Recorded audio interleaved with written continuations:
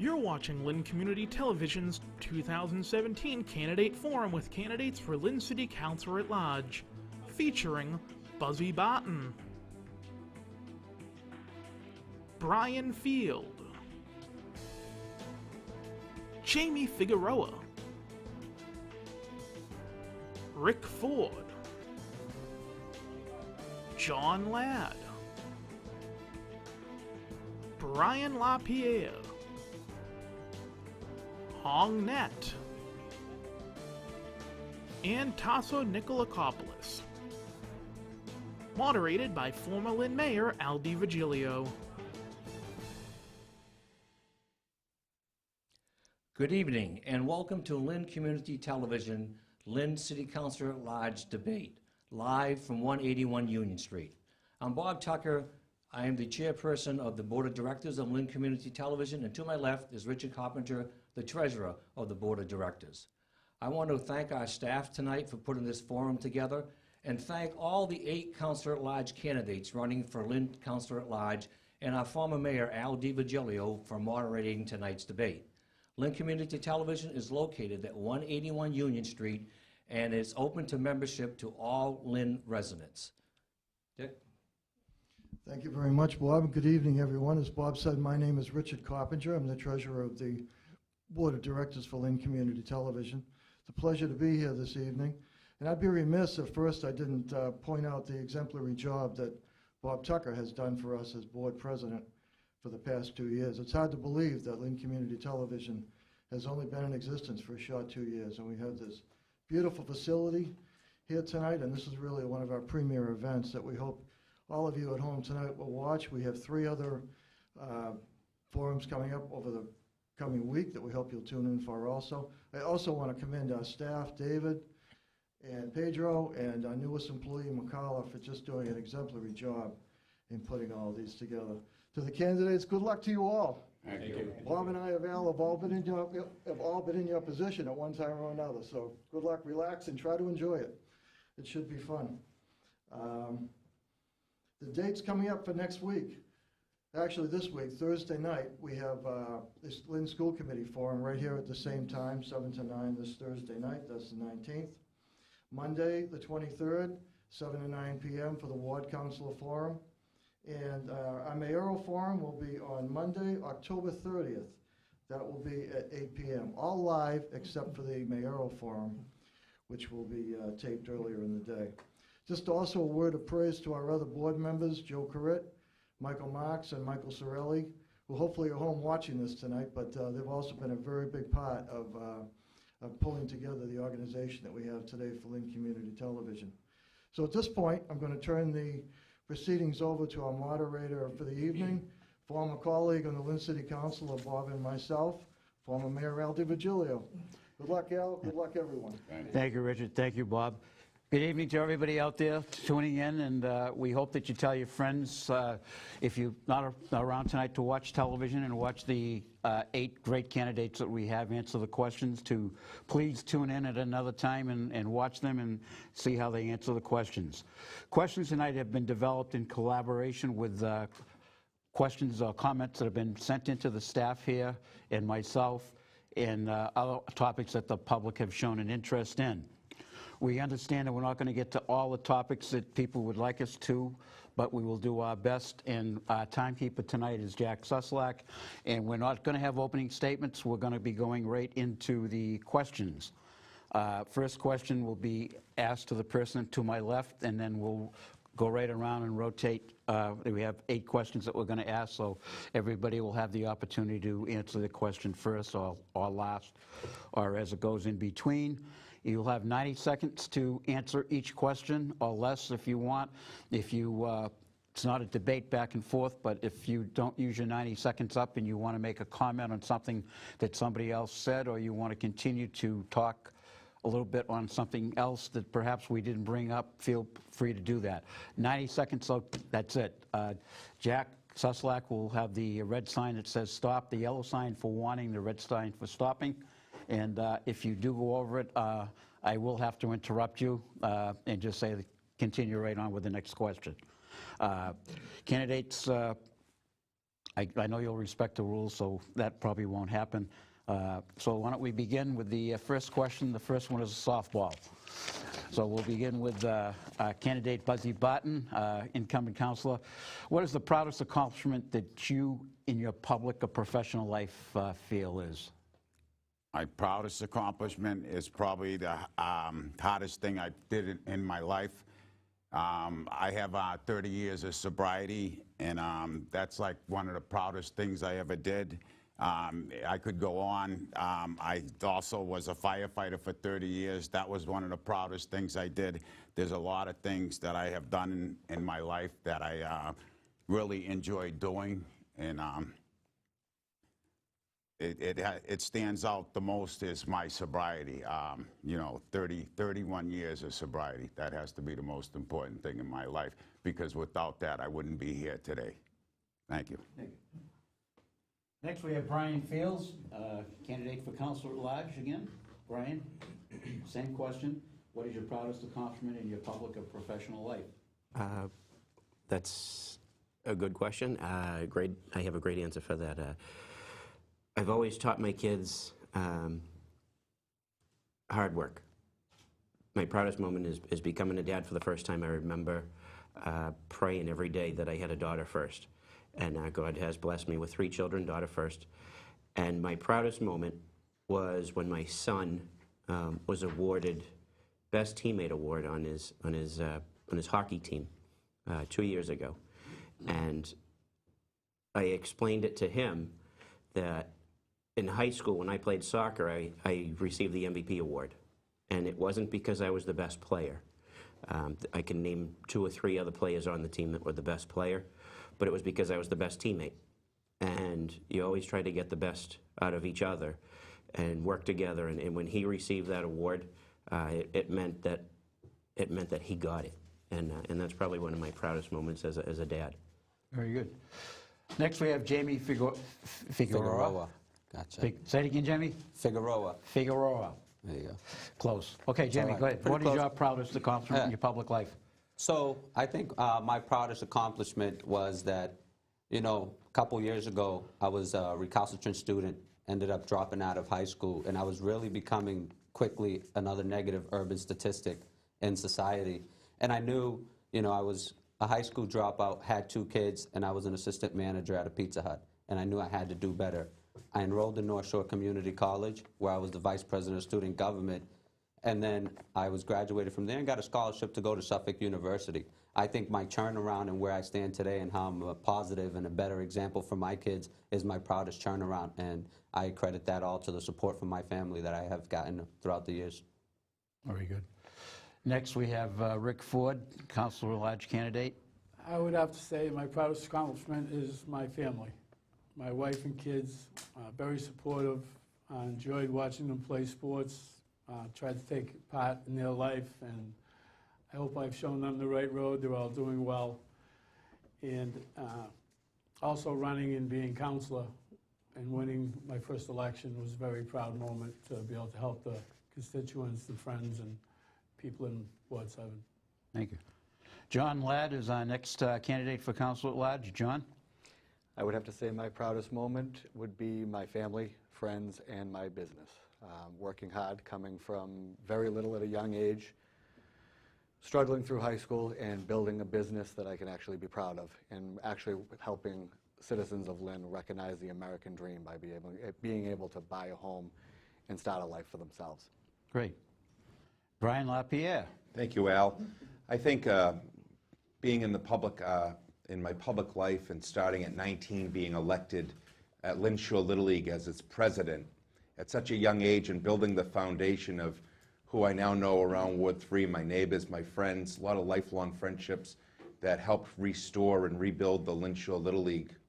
And it taught me and instilled values of what public service can be about and community can be about. And it transcended my teaching career as well, as I became a teacher at both Marshall Middle School and English High School. And it's where I met my wife and where I have my 2 children and started my family and live in Lynn now. And we're really gracious and thankful for that opportunity. But I think laying the foundation early on and giving back to the community down the Little League Park, and really sweat equity that built the park back up from almost nothing, and I'm so glad that Dave Dorgan, and through his leadership, it's continued to be a real gem in Lynn. So those are some of my proudest accomplishments. Great. And Mr. Hong Net. Hong? Thank you, Mr. Mayor. As you know, I came to this country by myself. I survived the killing fields. I started up from nothing. I went to college with very little support. I came to Lynn, and without knowing anyone, I built myself up, built up a family, ran for city council first time. I got elected, and I thank you so much to the resident for giving the opportunity. I also get a lot of people involved in many things. I register people to vote over 1,000, so people who never wanted to vote before, so now they come to vote. They want to engage in the political process and also involved in the community. And I'm a proud father, a proud husband, and a proud homeowner. And I always teach my kids to be respectful and never take things for granted. And I'm looking forward to do many, many more good things in the future for our city. Thank you. Very good. Thank you. Finally, last but not least, Tasso. Thank you, Mr. Mayor. I didn't say your last name if you want to say I noticed that. I noticed that. My proudest moment is getting up every day and walking up to 111 Western Avenue, putting that key through the door and opening up a family legacy for over 35 years. Every time I walk in that restaurant, I know my day depends on myself as a small business owner. I represent my father and mother, my brother and sister that came over into this country with nothing, started off in downtown Lynn, and slowly grew and bought a business. And to this day, I open up that business knowing they're watching me every day, continuing a family legacy of hard work. That's what I'm proud of. Other than my family, being a small business owner in Lynn and giving back to the city of Lynn is what I'm proud of. Thank you. Okay, that was Tasso Nikolopoulos. Close enough? That's very good. Very good. Okay, we're going right ahead. Let's talk more questions and more answers for the people. Maybe we can get 9 or 10 questions in. Part of your job as a counselor is responding to calls about broken roads, unplowed streets, other issues. Could be the opiate crisis. There are many things that go on. You've probably heard things as you've knocked doors. How do you intend to interact with your constituents to improve the quality of life within the city of Lynn, from what you've learned in the campaign and what you would like to see happen as a counselor? This time we start with Brian. Thanks, Mr. D. For 20 years, I've served as a funeral director at Salamini Funeral Home. I've been serving the greater Lynn area 24 hours a day, 7 days a week, 365 days a year. Those are calls that don't go unanswered. We're part of a strong team at the funeral home, a committed team where families feel confident in our service, and that's leadership that I've learned over the last 20 years. Talking to the constituents, we're knocking on doors out in the community. It's reinforced to us that we've always been there for them. And there are some serious issues. You mentioned the opiate crisis that Lynn is handling and facing right now. We've had 50 overdose deaths just this year alone, and we really need to tackle that. And a way of tackling that is stricter enforcement by the police. We need to fully fund the police department. It's control, and I think it was the Lynn item that said it best. It's poison for profit. And recently we saw a conviction of a man that overdosed, and the dealer was sentenced in court. And I see more of that approach. We certainly need to fund. Okay, we have to cut you short there. Okay. Okay, thank you. Jamie? Thank you, Mr. Mayor. So for constituent services, and I had a hard time thinking, and I'm like, gosh, I do this every day. I'm the treasurer at the Lynn Community Association, where I chair the Clean Sweep Committee, and it's a day of service where we go out and we clean the streets of Lynn. I chair the Martin Luther King Day of Service Committee. It's another one where we go and we contribute back to our communities. On top of that, on my personal time, I mow grass for our senior citizens here in the city, and I snow blow in the winter times, because that's what we do as good peoples, not just elected officials, We have to help our community, and that's the basis of constituent services, helping your neighbor, whether it's sugar, it's watching their kids, it's mowing their grass because they are not able to. Those are constituent services that we should provide just as people every day, not just elected officials. I hate the word constituent services. It's the people of Lynn. Let's serve the people of Lynn the way they are. Let's get rid of this word constituents and treat everyone like they are, whether they vote or they don't vote. They're one person, and we're here to help the 100,000 people here in the city and that live and call this place home, as we do here, and let's give them the best service that they deserve, and they absolutely, we can provide. Thank you. Okay, good. Rick Ford? It's amazing how many people don't know I'm still on the council, come in the restaurant and ask for work being done or favors, and I still try and help everyone. That was part of the reason that led me back into wanting to run at large. But during my 18 years as ward councilor, I took a lot of pride in responding to a lot of day-to-day requests. What seemed like little things were actually very important to me. And some of these things I did included like cleaning graffiti. I used to carry all the different colors graffiti mailbox, red and white and green, and I do a lot of covering on my own, save the city time and not have to reach out to the sheriff's department or whoever's handling that. Trash pickup, I did the dumpster at the restaurant, probably like Councilor's done this. You get a call, and I go down and pick up the trash myself, save a favor from Lisa and Eric, put it in my dumpster. I've set up so many fundraisers, sports teams, sponsored youth groups, churches. Actually raised $600,000, gave back to the community. And I just think that's important, because when you're teaming up and you're trying to find small ways to support the things that interest you and keep the kids off the streets, that if you can go out and get block grants and GE Employees Good Neighbor Fund. Okay. Okay, Rick stopped. He saw the red sign. He's just no, he doesn't go through red lights. Thank you, Rick. It's too bad it wasn't a yellow light. I could jump in on it. John Ladd. Constituent service is really, residents of the city want people that they can depend on, and a liaison to get them connected with their local government and the departments that they need and or want to talk to. Being in business for 15 years, you recognize the idea and the understanding of what people look for, and they want compassion. People also want an open dialogue and to be able to approach their local government, and whether it's a hard decision or an easy decision, or, well, no decision is easy, but a hard problem or a relatively simple problem. They want that connection with their local government, and I honestly think it takes people that have been in business and or a public spot to be able to give that to them. And I honestly believe that, being in business and dealing with the public and selling the real estate for 15 years, I have a true understanding of what they're looking for. And the safety issues, and the public safety issues, and the budget issues that we have in the city, I feel a lot of folks feel a little bit disconnected with their local government. I'm hoping that we can actually close that gap and increase the dialogue with folks to get them to feel comfortable to be able to come to us with the concerns they have. And obviously, public safety is the top priority, and the top priority on every resident. So we need to actually give them a government that they can actually speak with. Thank you, John. Sure. Brian LaPierre. Thanks, Mayor. Well, I think 2 years ago when we ran, I think this was really the hallmark of our campaign, and we've really redefined the term constituent services.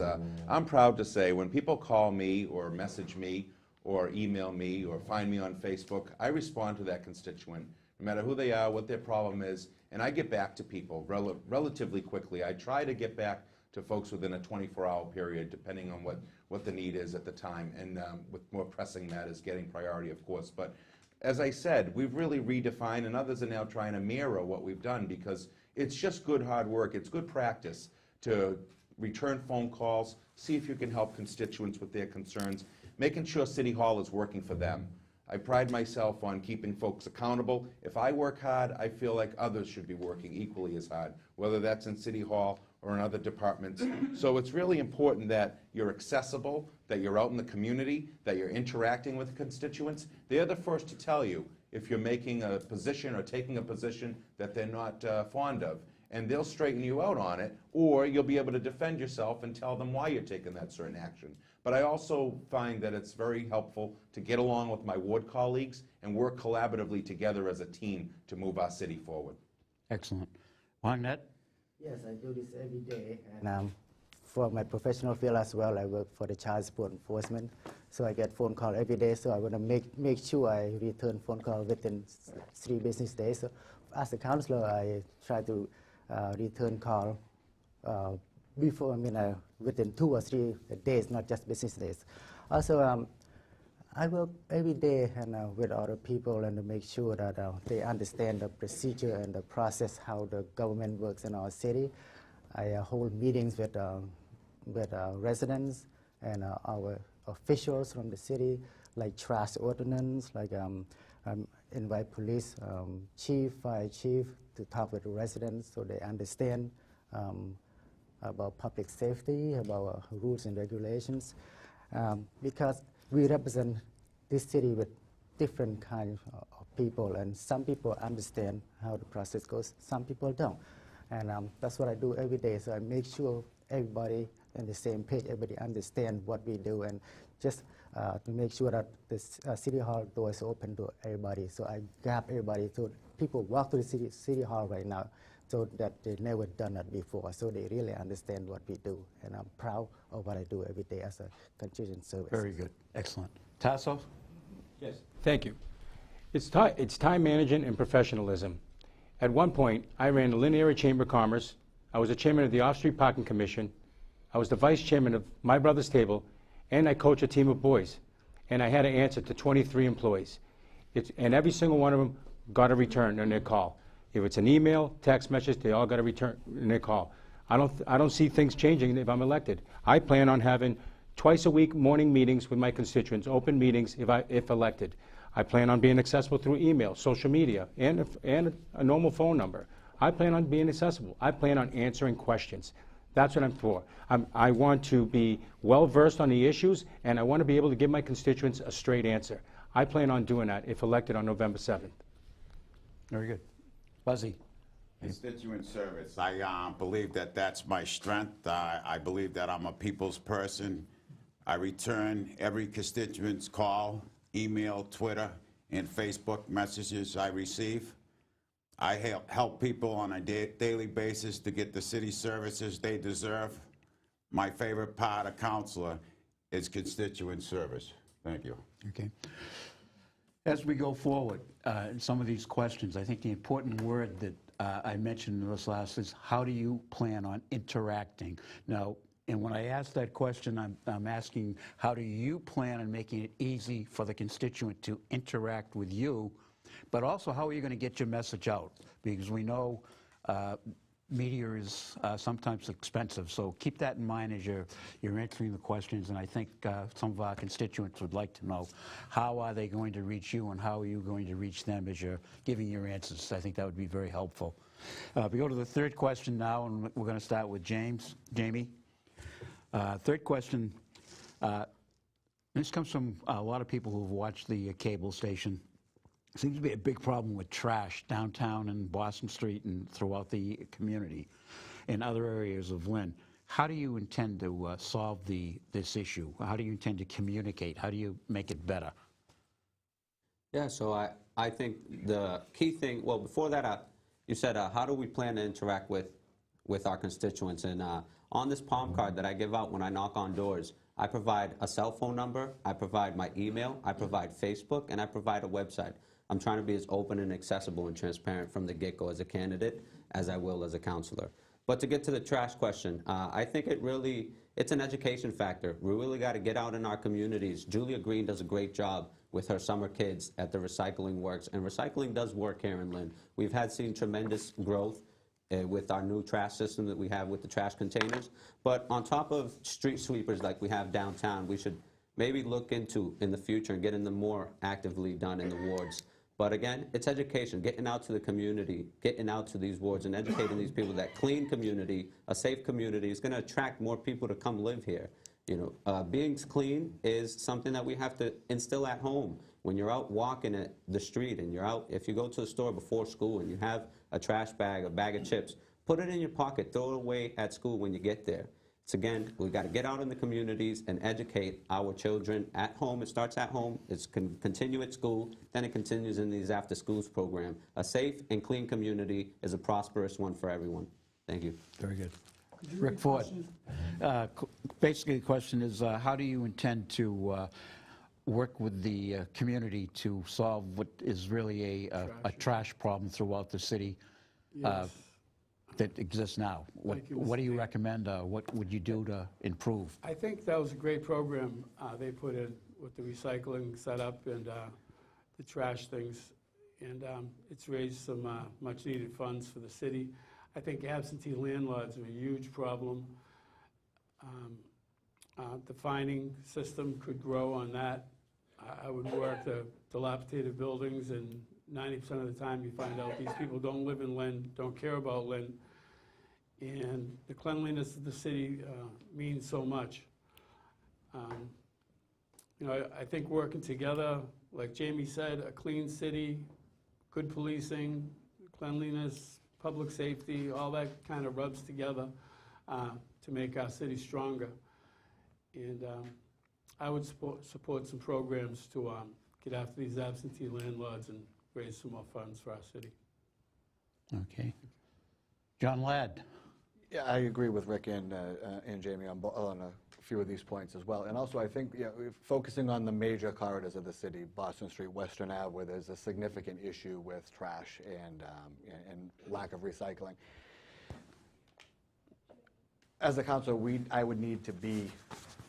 I feel like we need to take a harsher approach to the business owners and property owners in these areas that are not keeping up with it. No, it's not entirely their fault if somebody, as Rick said, is traveling down the road and just happens to toss something out. However, we're all property owners, we're all business owners in this city. We all need to take a responsibility with that. So the fact of the matter is, if the trash and recycle program isn't working and or keeping, again, the major corridors, Boston Street, Western Ave, clean from the trash, where else do you, and it may sound a bit harsh, but where else do you broach this? You go to the business owners and property owners and you hit them where it hurts. It is what it is. Why should the city be responsible for cleaning up the trash and the expense to all the other residents? Everybody needs to take responsibility for it. Aside of that, maybe it's imposing a higher fine for them until this actually is done. It's an unfortunate thing, but sometimes that has to happen. Okay. Brian LaPierre. Well, let me tell you what we are doing, and we do have high fines in place through the ordinance committee. We can fine someone up to $5,000 for illegal dumping in the city through home rule petition. We don't do that enough. The illegal dumping throughout the city has become a huge issue citywide. I could point to Neptune Street, Keeney Park.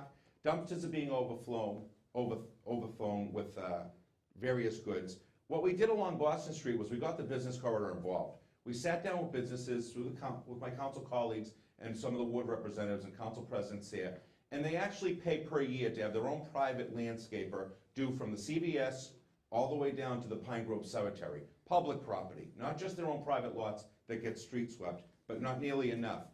We got together with the Boston Street Business Corridor and we solved a big mystery of a dumping at the car wash on Boston Street. A woman dumped 4 huge bags of trash filled with clothes on one summer evening under the cover of darkness. Well, we put that out on social media, and we were able to find out who that was, and that person came forward and ended up paying the fine instead of the business owner who had nothing to do with it. The city needs to get cleaner. There's no question about that. The dumping is a real problem. Thank God for people like Lisa and Eric, the DPW and Waste Management, who try to get on top of it as it happens. But there's a civic responsibility here that everyone must do their part to engage in a clean city. Thank you.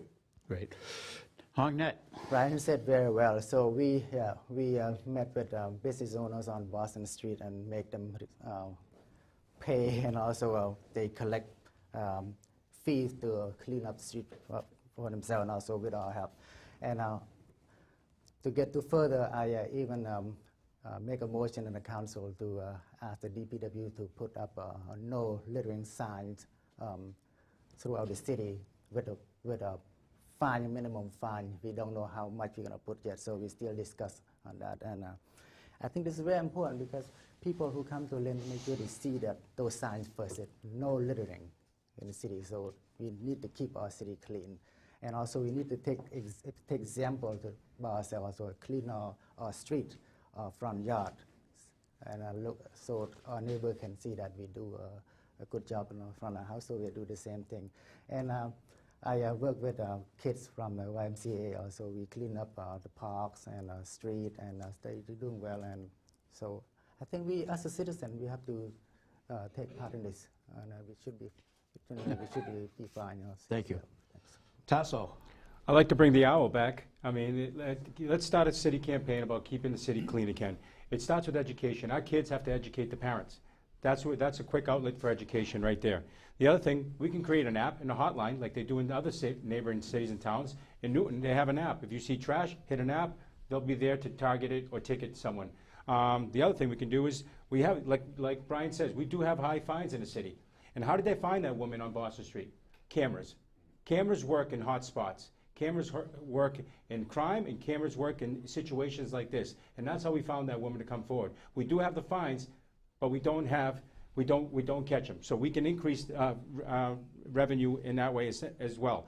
The other thing we can do is towing vehicles when it comes to street sweeping. We street sweep around the vehicles, and we don't do it. We got to do a better job of towing those vehicles. Another thing I see, and small business owners, and maybe Rick can also chime in on this, is the fact that every convenience store and every corner store, business corner store, should have a mandated citywide barrel, and they have to take care of it, because all we see in the streets is scratch tickets, coffee cups, and that type of litter. We need to do a better job there. Thank you. Very good. Excellent. Mr. Barton. I don't want to repeat what Brian Lapierre said, but he hit it right on the head. But what we need to do now is to, as Tassos was saying, we need to go into the schools and get the kids involved. I think we need the kids to help educate their parents. So once we get into the schools and get more kids involved, I think we'll be better off. Thank you. Okay. Brian? Certainly tough going last when everybody gives the same answer that you want to give. It's certainly education. 2 years ago, we sponsored a Barry Park Cleanup Day, and we moved over 30 bags of trash from the park for the kids. It was a community program that brought in about 30 volunteers on one Saturday afternoon, and a week later going down there, it was like we didn't do anything. So certainly it's education, it's educating the kids, it's educating the parents, property owners, business owners. They all have to take a pride in their property. And I know yesterday I saw coming out of church on Monroe and Oxford Street, there was a business owner outside sweeping his own sidewalk, cleaning up the trash. Whether it was his trash or somebody else's trash, he did take pride outside of his business because it reflects on his business, and an encouragement and a pride in parks and a pride in the city overall will help make it better. We're all in this together. It's not something that there's one answer or two answers or one person or two people. It's going to take the whole community, and if we can all work together, we can make this place a better place, a great Lynn, a great city that we can all take pride in. Okay. Jamie? You started it, right? Okay. Rick, next question. Many residents are worried about crime, violence, drug use happening in the city. If you get any creative ways to help curb each of these issues, any new suggestions? How are we going to fully fund the police department? It's a difficult question, but a very important one. If you don't feel safe, the city's got some hard work ahead of it. With the new downtown and all the restaurants, as being part of EDIC and loaning money for startups and getting everything going, that was, one of the main topics we had was the public safety. So people will come to Lynn, people will be safe in Lynn. As far as the budgeting, I think we have to do a better job of granting out and bonding out and getting money for our police force and for our public safety.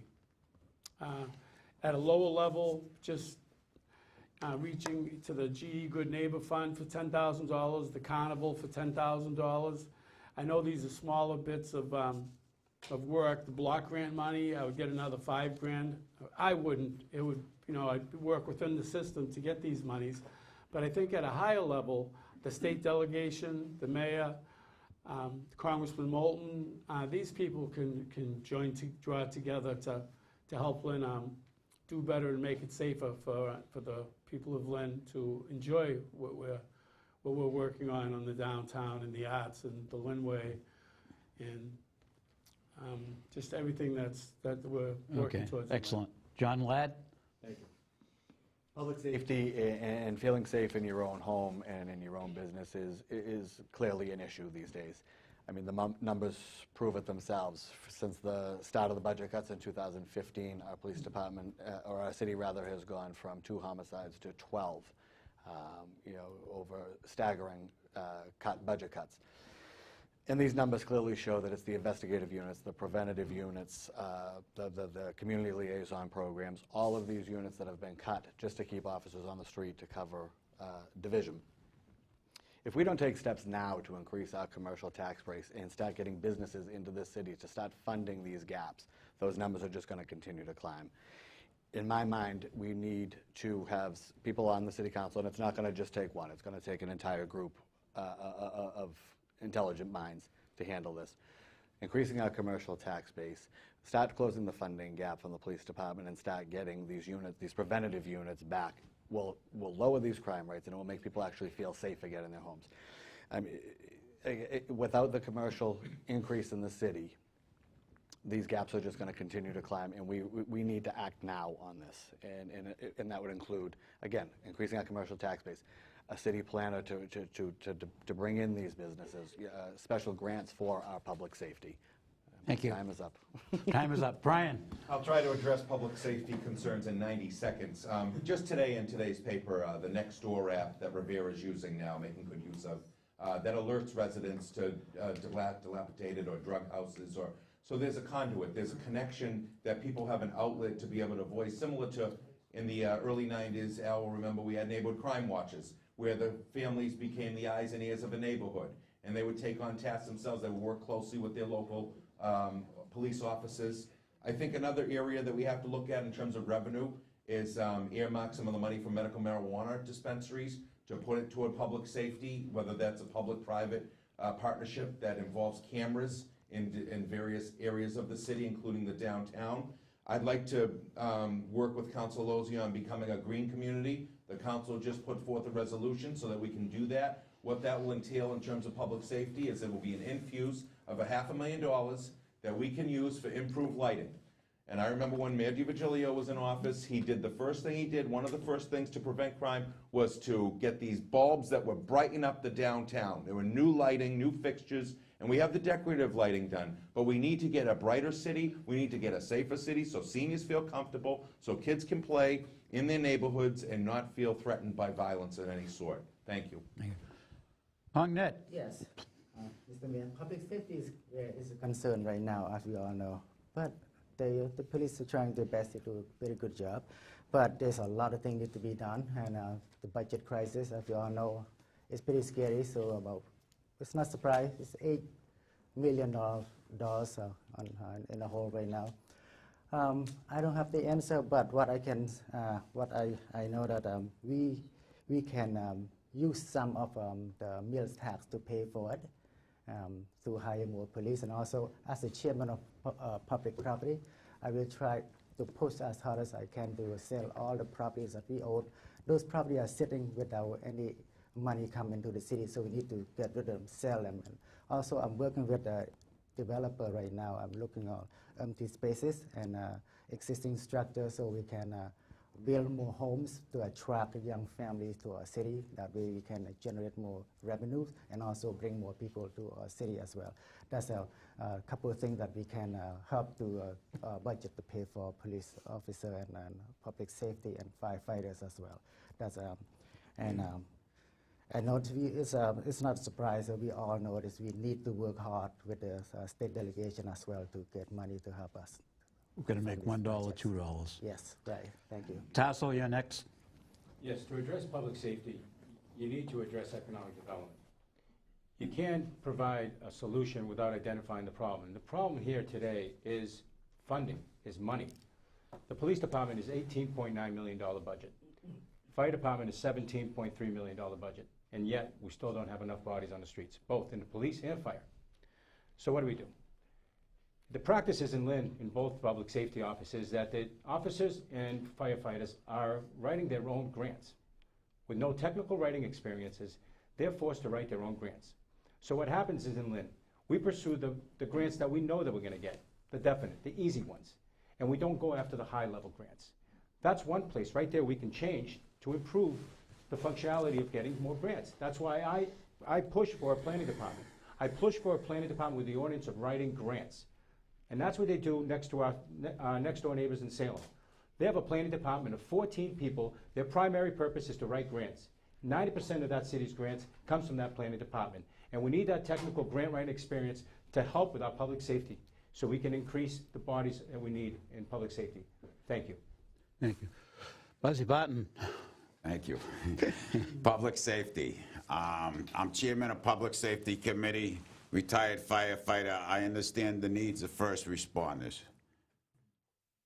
We have to find ways to fund, you know, like the CLT, community policing. We need to find ways to get more police officers on the street. And how are we going to do that? As Tasso said, we need more grants. We need more funding. The city's having financial difficulties right now, but we have to find ways to, right now, we only have 6 police cars on the street for over 90,000 people. We need police protection. If people don't feel safe in this city, they're not going to invest in this city. Thank you. Okay. Brian Fields. Thank you. Yeah, I have many friends in the police and fire, and it's not a want, it's a need.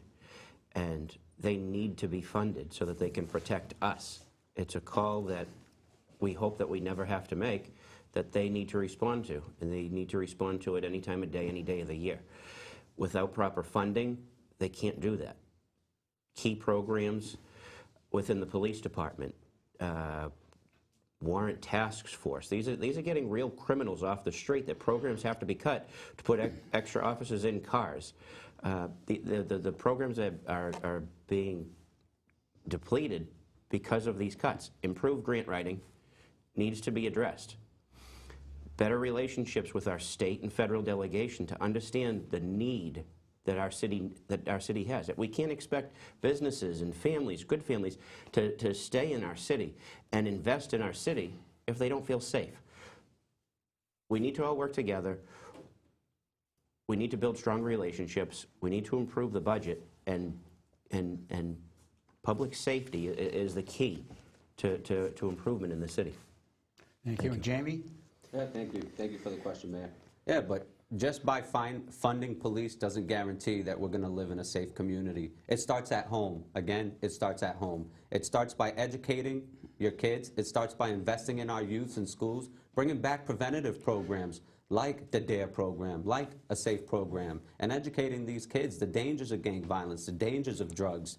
You know, we get them involved in positive initiatives as well. Instead of having mayor for a day, city councilor for a day, let's extend these programs. Let's increase them to a week. Be a mayor for a week. Let's show these kids that there's better and alternative ways of living than just turning to the streets.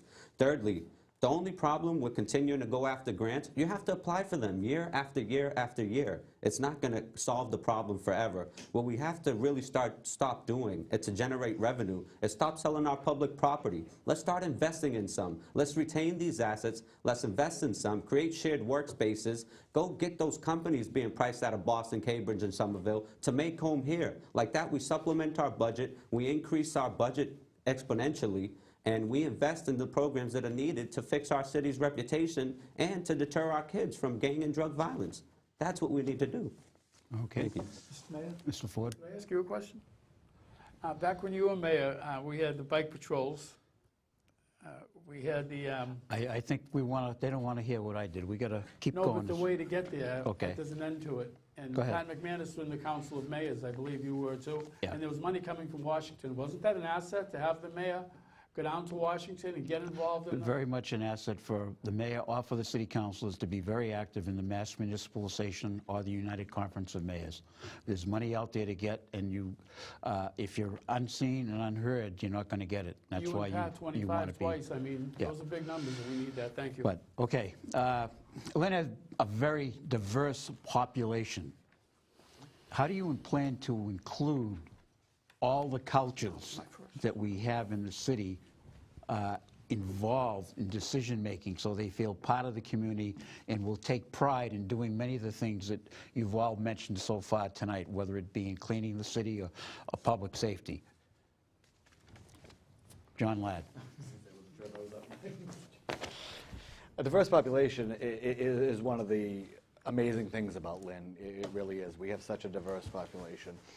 But we also need to make that diverse population feel at home. We need diverse businesses, and we need the community to feel diverse. We have so many backgrounds that bring so many different opportunities to the city. But again, as you said, Mr. Mayor, there is a disconnect. We need to educate all of these different diverse groups, whether it's business, cultural, to feel like they can take an interest in their city, meaning, you know, a few of us have said it starts with education, it starts at school. You know, it will take funding for these things, and we need to bridge the gap for that, of course. However, we need to bring all of these different groups together, and I agree 100% with everyone else at the table. It does start with education. We need to be more involved in our schools before we can actually say. By the time someone graduates high school and walks out of those doors, they feel like they have no place in the city. We need programs, and we need to develop these programs, and to start at an elementary school level, right up through high school, to make all the different communities feel as one and feel more community-like. You know, as many people are in the city of Lynn, it is an extremely small community, but there is still a disconnect that we need to start closing that in the schools. We have to go to Brian next. Well, I agree with John. It does start with education. I was an educator and taught many kids of color, and they still come up to me today and ask how they can get involved in this city, why they're investing in the city, why their families are here. So we are a melting pot. We always have been the city of Lynn, and it's a great asset to have. The different dialects, the different languages, the different restaurants around the city. I don't want to steal Councilor Nett's thunder, but what he brings once a year in terms of the Cambodian Festival on the Common. I mean, there are so many great events. We went to a Juneteenth, first annual Juneteenth on the Common. The Commons is a very busy place with a lot of diverse groups that are now making use of that open public space. When we raise the flags and commemorate, I think Italian Day was last Saturday. So we do pay homage and great heritage to the many diverse cultures. I mean, you can go around the city and just appreciate through the Arts and Cultural District. I know a program, Building Bridges Through Music, that does a wonderful job with music and connecting people of all cultures and origins and giving them, you know, something to feel great about their passion of playing music. And the School of Rock up on Lynn Arts Exchange Street is another great potential. So we've got to do that. We've got to appoint more people of color to boards. And, you know, we've done that in our own council office with Lisa Herrera, a Spanish-speaking woman. Very good. Thank you. Hong Net. Mr. Mayor, thank you. I am a product of diversity in this city. I'm very proud of that, and thank you for bringing this question. This really is a good question.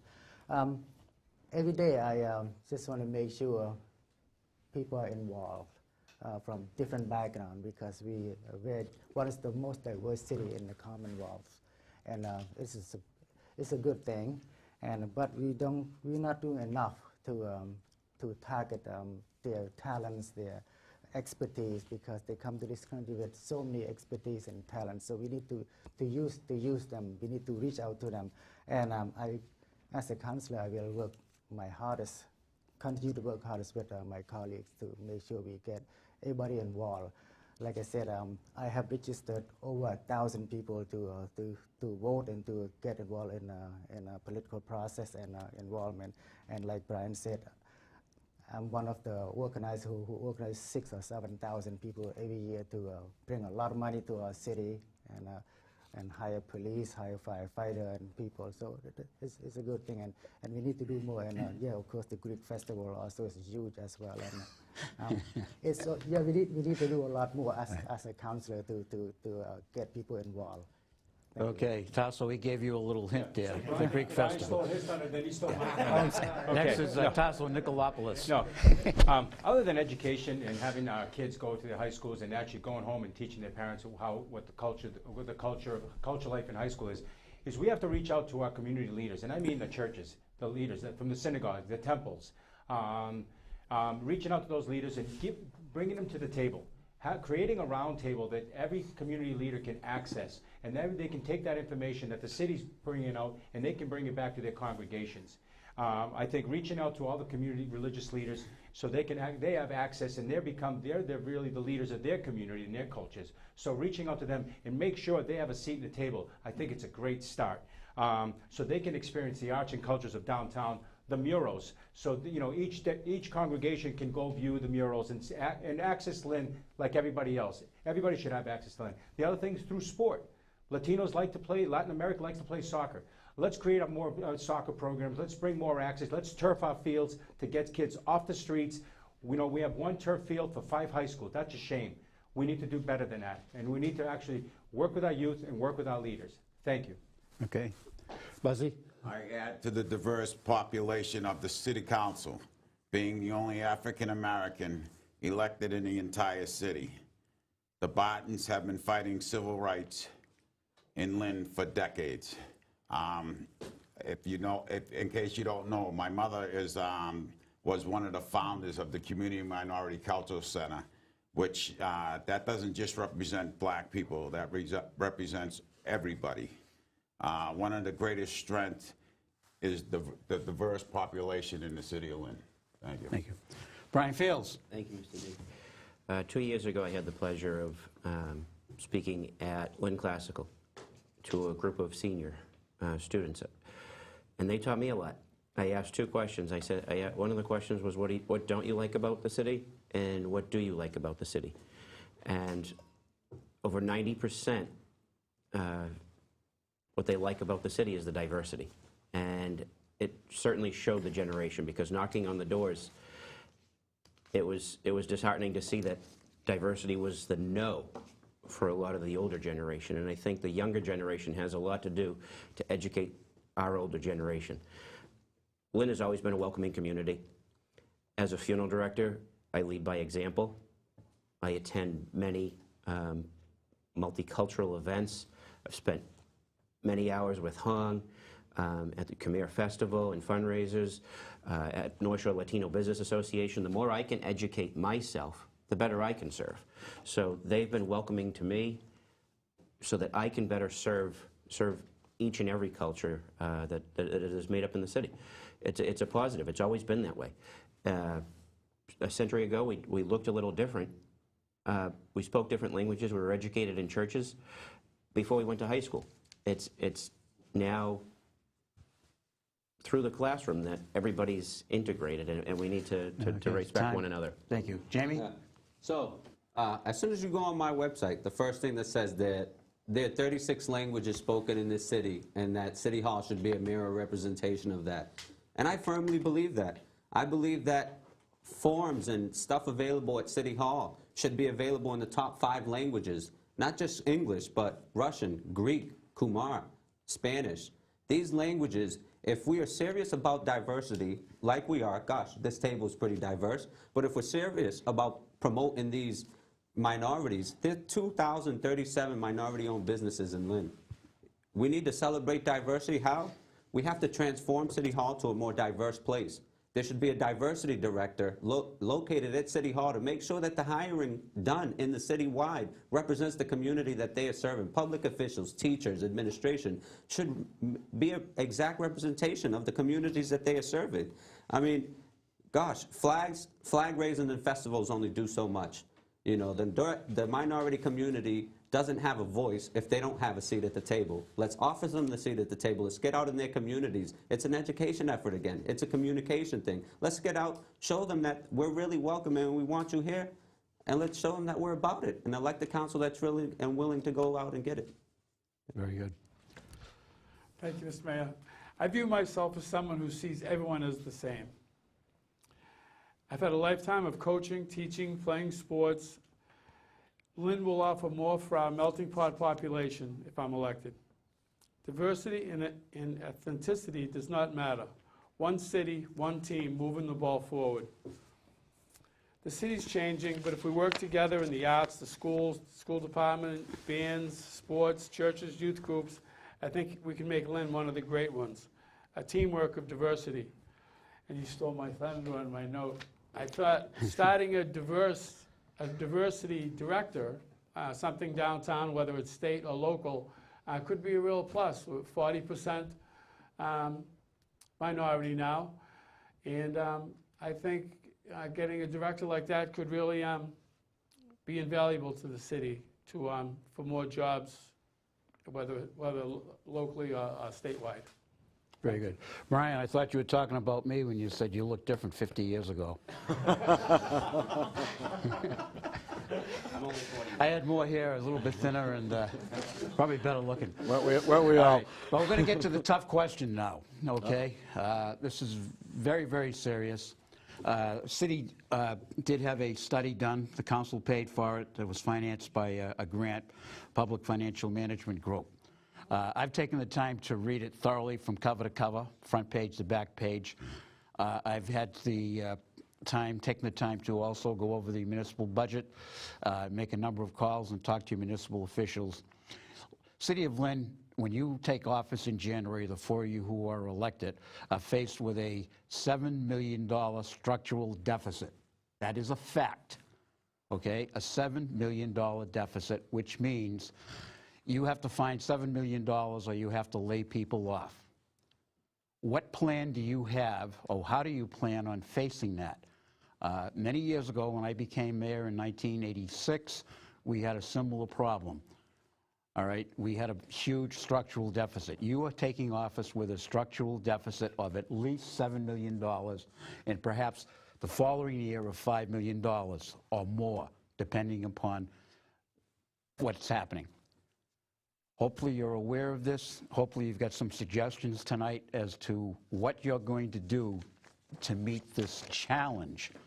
And it's a challenge, all right? I think we have the talent around this table and other people in public office to meet it and go forward. So I don't want to scare the people who are out there, but we do have a very serious problem, a structural deficit, which means you will have to lay people off.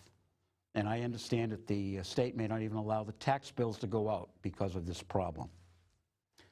First, Brian. I started all off. Glad it was you. Well, thanks for painting such a sober picture, Mayor. And you're right. But you know what you also have is leadership and experience. And I've been through 2 budget cycles already in my first term as city councilor. And we've taken the lead on some of these issues. We've closed a $10 million budget gap in FY18 that we're working under right now. We did that by doing, you know, some things that weren't politically pleasing. Let's say adoption of a meals tax, get $600,000 in new revenue in here. Getting 2 medical marijuana dispensaries into the city for a couple of $1 million that will bring in, increased revenue over time. We imposed a modest trash fee based on the mayor's recommendation in her budget. So we've done a lot of things to prevent layoffs already going forward. What we'll do in January of 18, if I had a crystal ball, we will work very hard at continuing to offer services, keeping taxes affordable, and I think closing the budget gap is going to be a reality depending on what happens with the corner office. There's a hotly contested race. But, you know, we are only one of 11, and our body is, you know, as a council, we take the lead from the mayor's office, and we have to work with what the mayor is providing us. So some things to look at down the road. I'm not so sure in January how to cut $7 million today, but I know we'll be up to the task come January if that is to be the case. Thank you. Hognett? I know when we had a budget hearing at the City Council, we asked the mayor tough questions. How that we are such a big mess in our budget? She said, well, because everything comes all at once. We have to pay all those fines and fees and all kind of stuff. And I proposed from the council that how about let the councilor work with you to see so that way we don't want to see surprises. And yes, President Sears and Vice President Barton create a committee, subcommittee chaired by Councilor Lapierre, Finance Committee. So they have met, and we have met with the mayor countless hours, and to find why is it happening like this. So in January, we make sure we continue to do the same thing with whoever become mayor. So make sure we're not going to go through this mess again, and we do everything we can. Like I said, I'm going to continue to push to see if we can hire business specialists to work with the EDIC and the mayor, and with the investor will work hard to make sure we can build some houses and buildings to generate revenues to help us Thank you. work with the state legislature Okay. and federal as well. Tasso, you're next. Yes. Did the council the last 8 years challenge the administration to see if their current economic plan is working? Does the city of Lynn have a master plan? The city of Lynn is the largest city in the state without a planner. The city of Lynn is the largest city in the state without a planning department. The city of Lynn does not have a centralized grant writing system. That's a problem. We're now we come up with solutions to raise taxes so we can cut the deficit. But were we preventative? We don't have a master plan. And that shows the state that we don't have a business plan going forward. We need to restructure our municipal government so we can start generating revenue. The model is not working. We can only tax 2.5%, but our growth across the board is 3 to 7%. It's a formula that we can never catch up. So we need to make drastic changes. And I impose a planning department once again. That's a centralized grant writing department, and that's where we can start right away. We need to close the gap. Thank you. Buzzy. I know what you're talking about with the layoffs. I know me and you had our battles with layoffs, but We both survived. yes, we did. Yes, we did. We both have no hair. I got a little more than We'll you. give an Al. extra 5 seconds. Right. But the council can't increase the budget. They can only cut. We were looking at a lot of layoffs this year, and we were able to avoid them. And it took a lot of meetings, late nights in City Hall with the mayor, the council president, the CFO, the comptroller, and the city attorney. We were looking at anywhere between 40 to 80 layoffs. And that's when we started to get creative. And we went to the council and did a trash fee, the meals tax. You know, those are things we got creative to get money into the city. We need to do more of that, but I agree with Tassos. Until we get a grant writer or somebody in development, we're not going to be able to meet our needs. Thank you. Say thank you. Brian? Thank you, Mr. D. This year, the city of Lynn faces some tough decisions. The ballot is going to show 2 choices for mayor, 8 choices for councilor at large, and in 4 of the ward races, you're going to have 2 candidates to choose from. I'm asking you to build your team. Build your team around your mayor, your choice, that you think can all work together to solve this problem. It's a team effort. The mayor is going to construct the budget with the help of the city council. As your councilor at large, I promise to work tirelessly with the mayor-elect to get this problem solved. Thank you. Okay. Jamie? Thank you, Mr. Mayor. So, simple. We need a full comprehensive audit of our budget. Right now, 100% of our budget goes into expenses. 75% of it goes to schools and city salaries, and another 25% to health benefits and pension. Where's the room for improvement? Where's the room for growth? The professionals that we brought in from the state, the PFM group, one of their main recommendations is that we get a full-time CFO. We do a disservice when our CFO is stuck being a full-time assessor and a part-time CFO. How do we have someone part-time managing $300 million? That's unacceptable for our taxpayers and for the residents of Lynn. We need to have open town hall budget meetings. That brings in transparency. It puts integrity back into our office. We need a grant writing department, like Tasso and everyone else says here, to be budget supplements. I mean, to supplement our budgeting, fill in our shortfalls. By the year 2022, we'll still be in a $3 million deficit. If we keep going, it would only lead to severe layoffs and a broken city. Let's prioritize putting together a 10-year capital improvement plan, because the way we're going is going to lead to severes. This planning process is crucial into assuring the sustainability of the city's infrastructure so that we reduce long-term capital spending on infrastructure and we could put it towards improvement and investment into our downtown and economic development. Thank you. Rick Ford.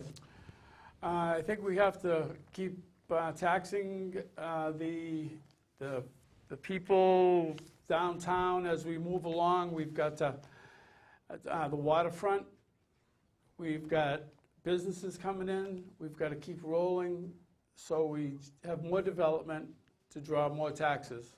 I don't want to repeat a lot of things Buzzy said, but I don't know what happened to the $10,000 rainy day fund when I was in there, but closing the gap small ways, as Councilor LaPierre said, is great, with the, but it's very frustrating. I think we got to reach out to the state and federals, the higher ups, to see what they can do for us for funding. $7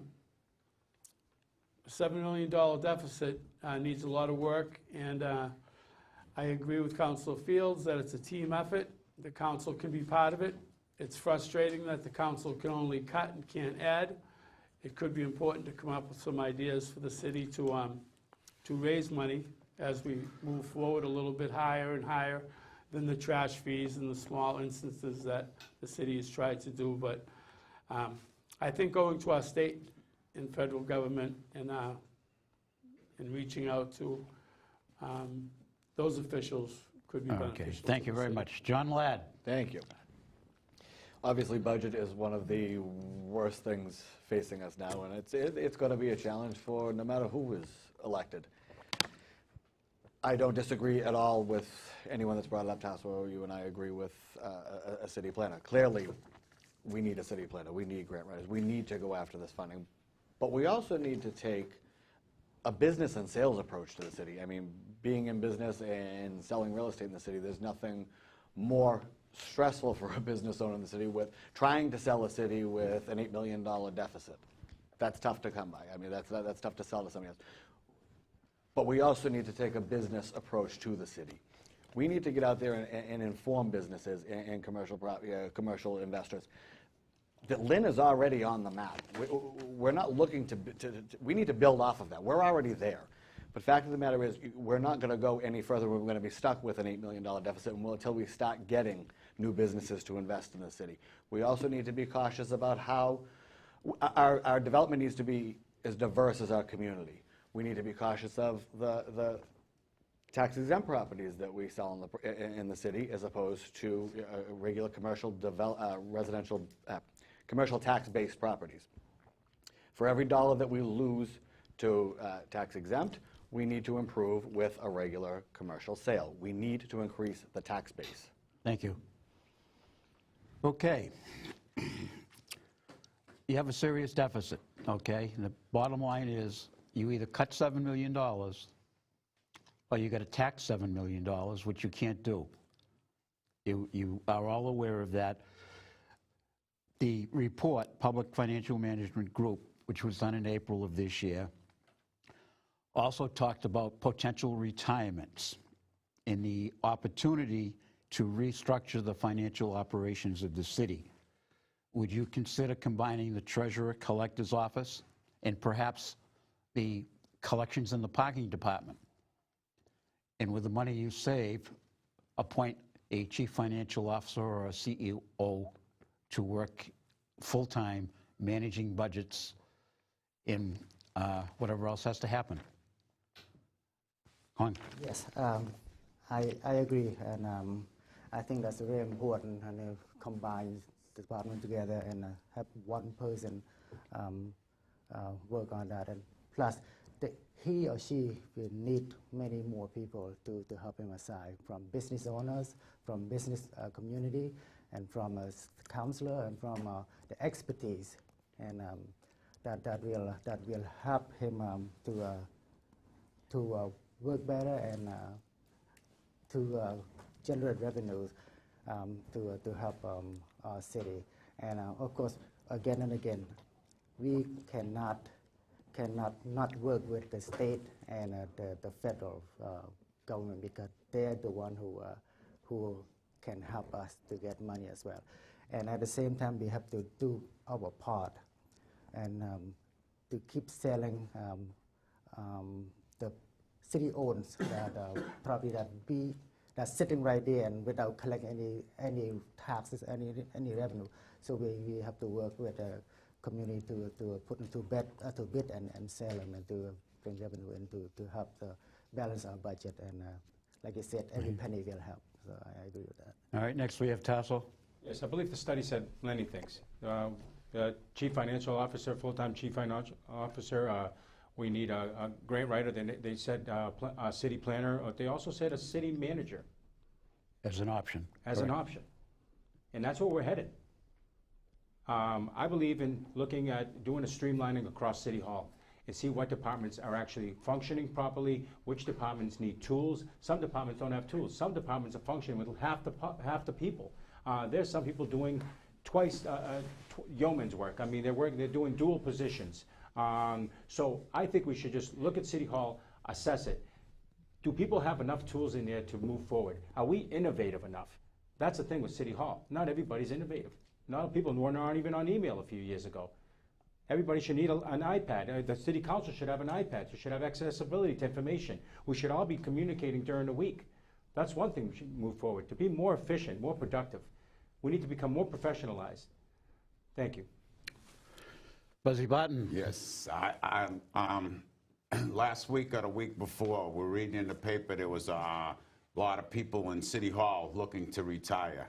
I think now is the time to start consolidating. As people retire, consolidate some of these jobs,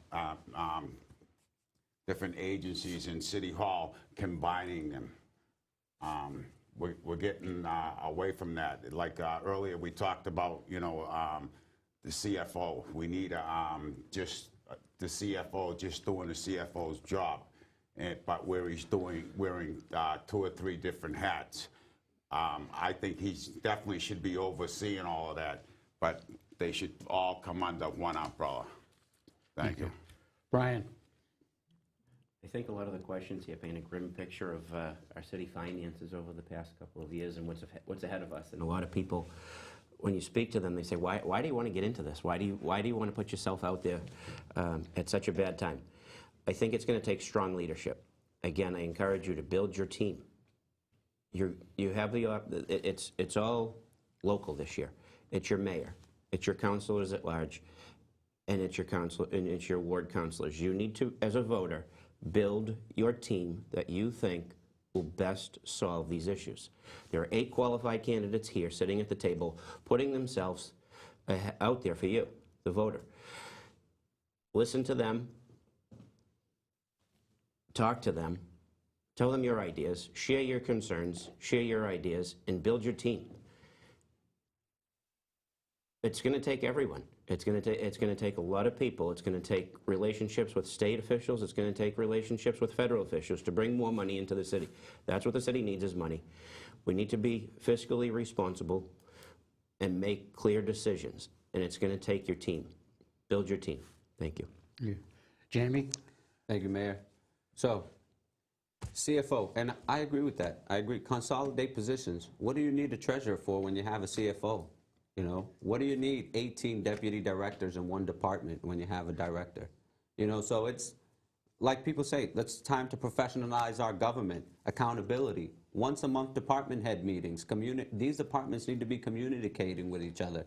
We need to have a booklet so each department knows exactly what their task is, what they're doing, so the constituents know when they're calling these places at City Hall. I knock on doors all the time and residents say, hey, so what department do I call for this? I call the clerk's office tells me to call the licensing department. Licensing department tells me to call ISD. ISD tells me to call back down to the clerk's office. It's time to professionalize our government. Let's run this city efficiently the way it needs to be. Let's stop with the procrastinating and let's get it done. Let's elect the council. Like he says, elect your team who's willing to show new leadership, to show a new voice for this city and really prioritize its management of all employees and consolidating position and professionalizing our government. And it all goes back down towards accountability. Let's hold our people accountable. Thank you. Rick Ford. Combining offices sounds like a good idea. It's the start. It's kind of a chip away way to go, but it's a way to start. The CEO and those types of things can work.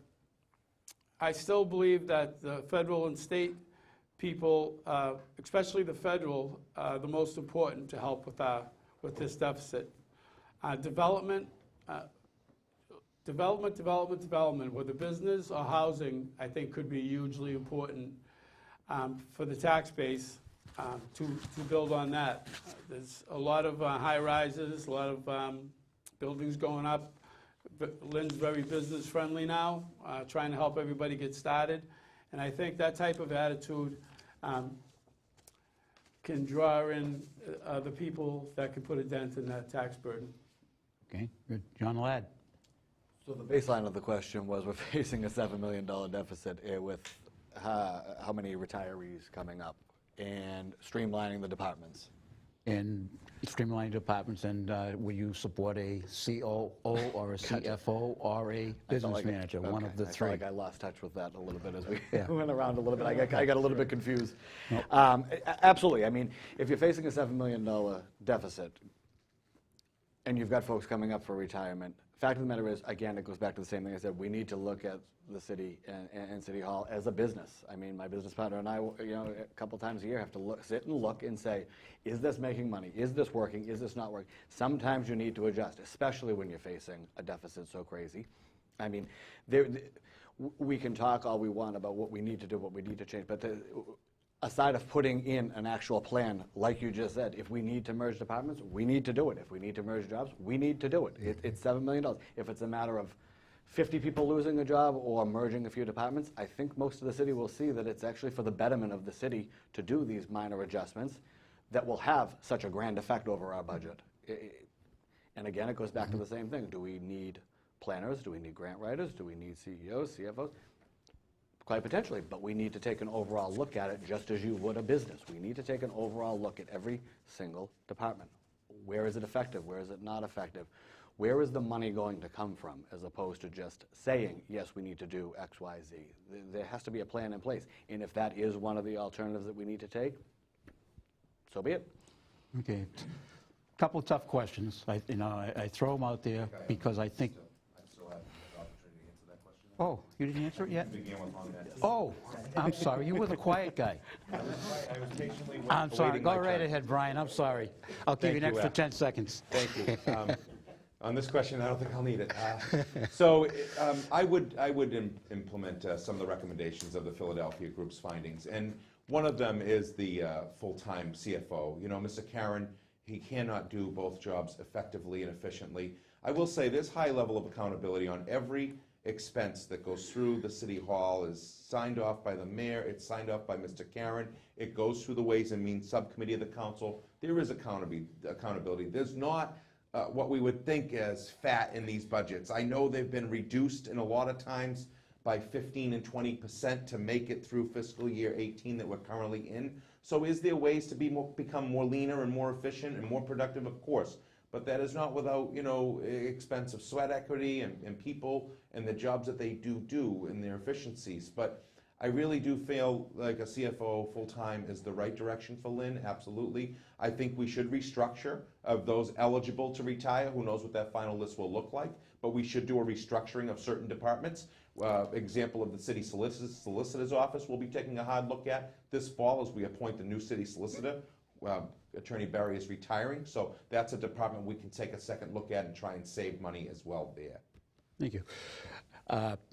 Peter Karen's name has been mentioned. I would like to state very clearly that he is probably one of the outstanding officials throughout the state as an assessor, and he is one of the most highly respected individuals at the Department of Revenue in serving his role as a Chief Financial Officer presently in the city of Lynn. So the talk tonight is nothing against Mr. Karen. He is above and beyond A++.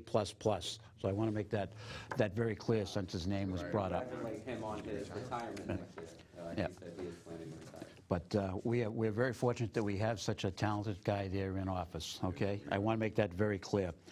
Okay, another one's a kind of a tough question. I'm throwing it out. You can involve more than this one area that I'm talking about, okay? We're talking about we need more tax revenue, okay? What is your opinion on the Union Hospital site? It's going to close. The reality is there.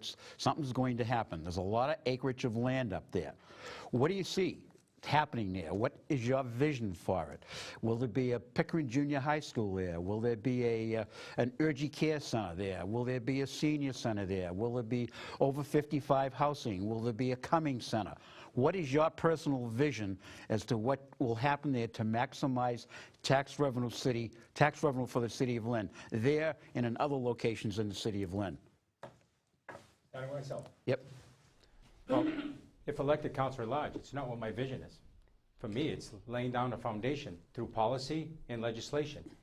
I believe in creating a collaborative group with educators, with officials, with residents, and then we can also work together to find what the best solution is for that area.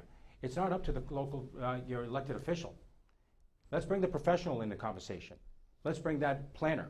That's where the planner can come in and fit. Where does, what's the best usage for that property? And let's maximize it. For me, personally, it would be for job creation, job growth. And that's it. It's got to be a private property. And how can we get more good paying jobs back in the city? Primarily, that's why I'm running. We've lost 35,000 jobs in the last 45 years, and we primarily replaced it with housing. We can't continue down that trend, because this is where it's led us, in a $7 million deficit. We can only tax 2.5, and our growth around us is 5 to 7%. That's what we need to do. We need to bring professionals to figure that out, not your elected officials. Thank you. Buzzy? All right. As I said at the last debate, when we talk about Union Hospital, we're not going to see a city planner come in here right away. We need to get in front of this, and we need to get somebody on that panel that's making the decisions to get rid of Union Hospital, to make sure we have a seat at that table and have some input into what they're going to do with it. So, you know, like I talked about last time, a lot of nonprofit organizations in the cities. Those organizations are great organizations, but they hurt the city financially, and we got to make sure that we have a person at that table when they're ready to sell that land or whatever they're going to do with it, that we have a voice to make sure we get some tax revenue out of it. Thank you. Brian Fields. Partners hasn't been transparent since the beginning. I've attended many of the meetings that Partners has had, and it's a neighborhood concern that we still don't know what Partners plans to do with that site. They said they weren't going to close certain services. They transferred those to Salem. I think if you follow along, Union Hospital's been on critical care divert for a number of years, meaning that the services that they say that they're not providing, they're not able to provide because they're on a critical care divert. If you're in an accident on Linfield Street or Route 1 and Union Hospital is your closest hospital to be treated, if they're on critical care divert, the ambulance can't even bring somebody that's in a life-saving situation to the hospital. They haven't been providing those services. They haven't been transparent. If they're a nonprofit, their duty, their responsibility to the city is to provide service and or jobs. Over the past few years, they've cut jobs and service. If there's an opportunity for eminent domain by the city, I would stand for it as a councilor, because Partners needs to show, we need to show Partners that we're serious about that particular property and public safety. Thank you. Jamie? You know, it angers me to hear that Partners wants to take away, and we're actually bowing down to this corporation. And it's exactly your elected officials who need to step in, because like Brian said, it's time to exercise eminent domain over that property. How are we letting this corporation come in and try to tell us what to do with our only hospital? There's no way our city of 100,000 people should be left without a hospital. Let's take it by eminent domain. Let's work out a new partnership with Leahy Health, Beth Israel, another health organization, to maintain primary care and emergency services at that facility. And we can go beyond that. You said Pickering.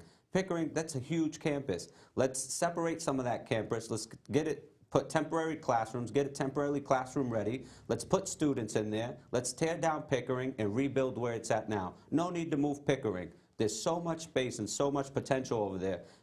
I get angered when I listen to, oh, I don't know, they're going to take the hospital away from us. What do you mean? This is exactly why you elect elected officials, to protect the greater good of the public. Let's take it by eminent domain. Let's work out a new contract with another health organization to maintain primary care and emergency services there. I wouldn't even sit at a table with them. I'll take it away. Take it away.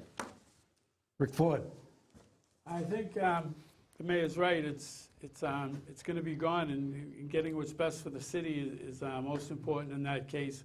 The neighbors will have a lot to say. There'll be a lot of interesting discussion on that. As we talk tonight on a $7 million deficit, I think it tends to lead us to private, where we can build on our tax base and help pay our essential services to the city. But that's for another day and an important conversation with the neighborhood up there. Taking it by eminent domain, working with another hospital, that's a good idea. I think something like that could be in the cards in the long run, and a way to bring in funds to the city, not free care, obviously. Thank you. Okay. John Ladd. The hospital issue has been a hindrance for the past couple of years, and with again, as everybody else said, with no answer in sight from partners. It's unfortunate, and frankly, it's disgusting having a city of 100,000 people and a city pulling out of it. I mean, they're in the business of saving lives, and the reasoning for closing is that it's underperforming. It's a money issue, but yet they'll spend billions of dollars to build in a suburban area such as Danvers, expanding their MGH. However, that's neither here nor there at this point. The fact of the matter is the city needs a hospital. I can appreciate a lot of the ideas, eminent domain. Being in real estate for 15 years, eminent domain is a very slippery slope for, especially going up against, it's a slippery slope for a single family home. We all just sort of found that out on trying to build 2 new middle schools, and really that was more of an open dialogue with that homeowner. But fact of the matter is, if you're going up against partners to take the building as the entire campus, I should say, as eminent domain, in a perfect world, yes, that would work. But again, being in real estate for 15 years, that is a very slippery slope, and that will lock that up for years, trying to get that handled. And the fact of the matter is, the property would sit there dormant until it was handled. I think as a city as a whole, we need someone that will actually focus on that too.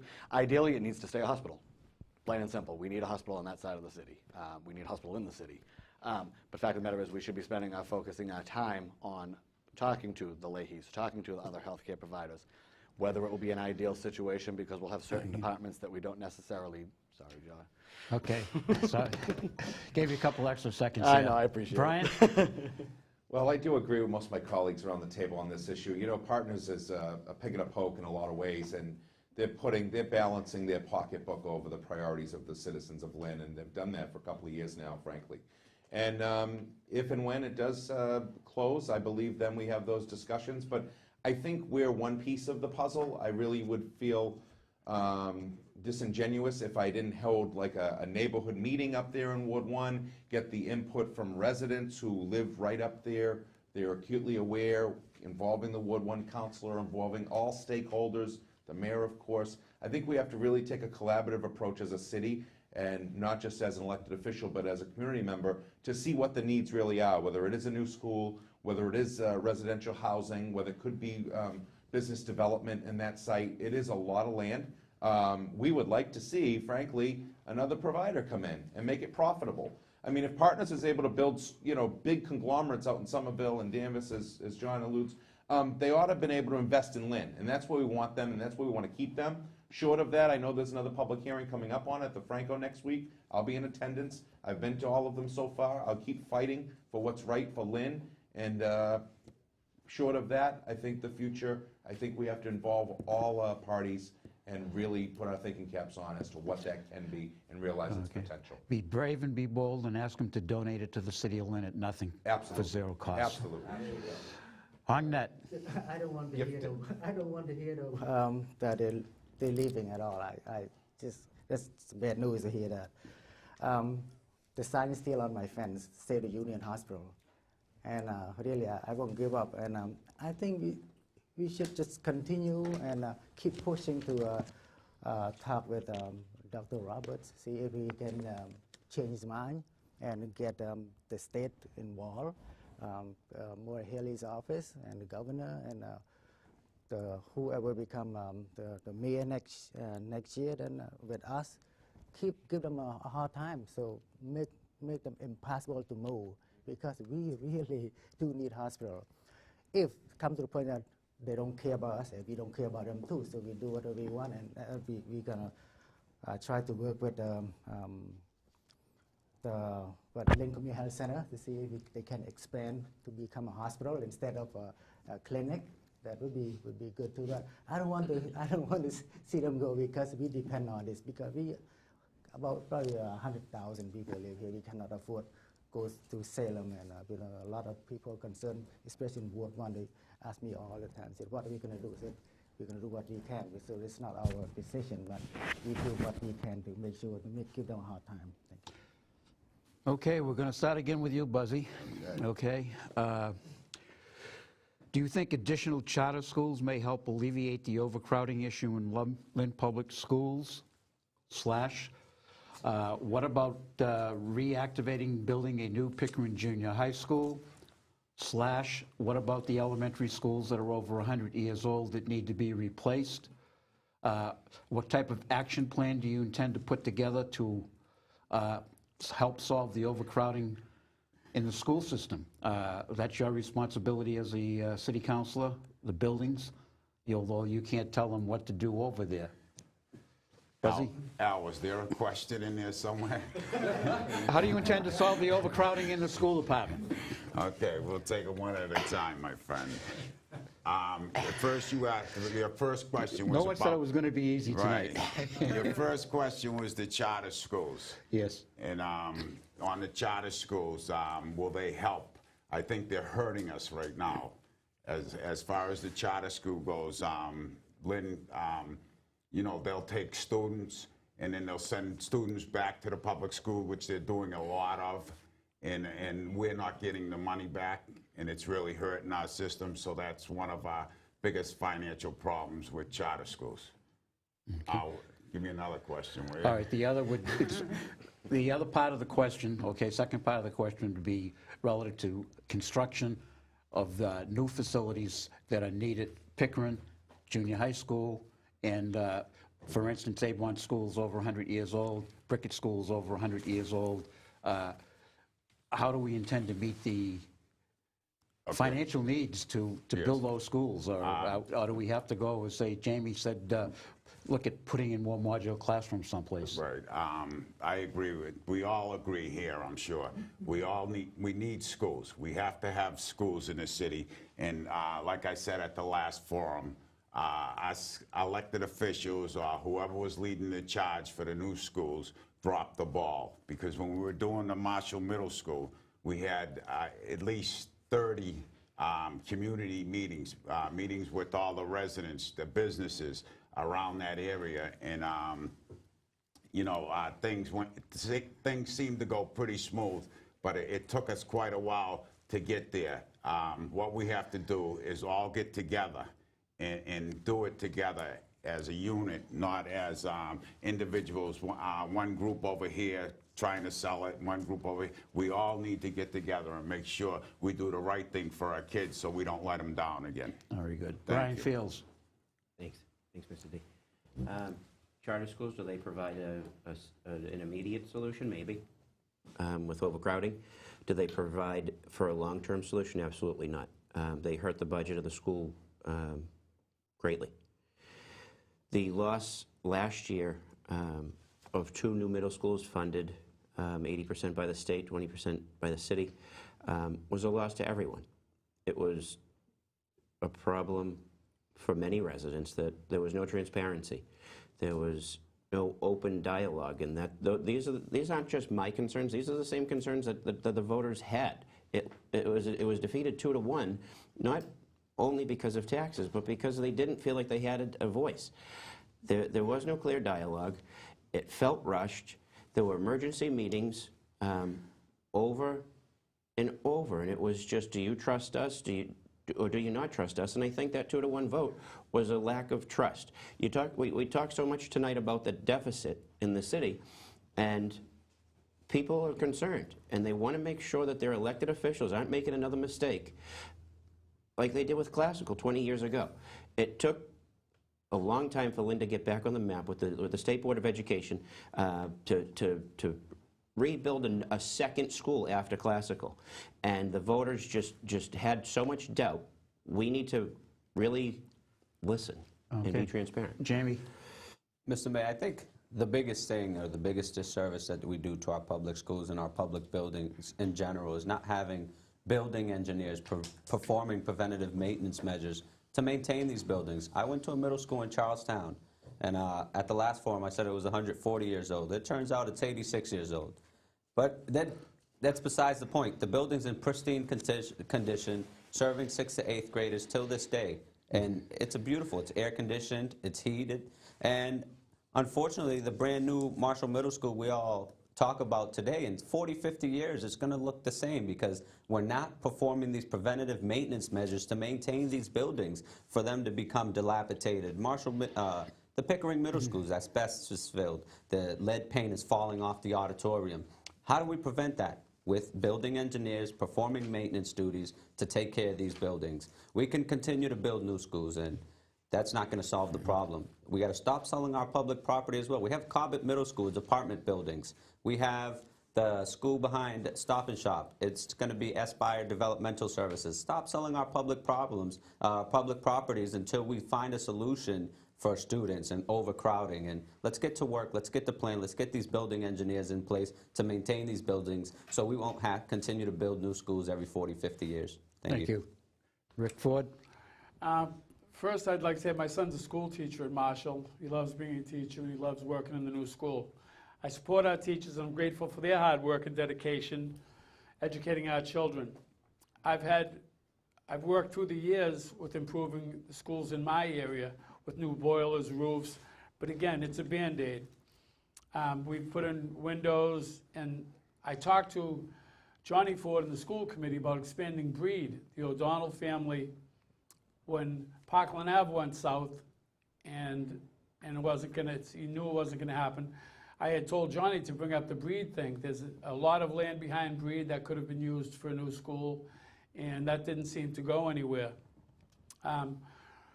The overcrowding, you talked about the charter schools. I haven't got a good handle on the charter schools. I'd like to look more into that.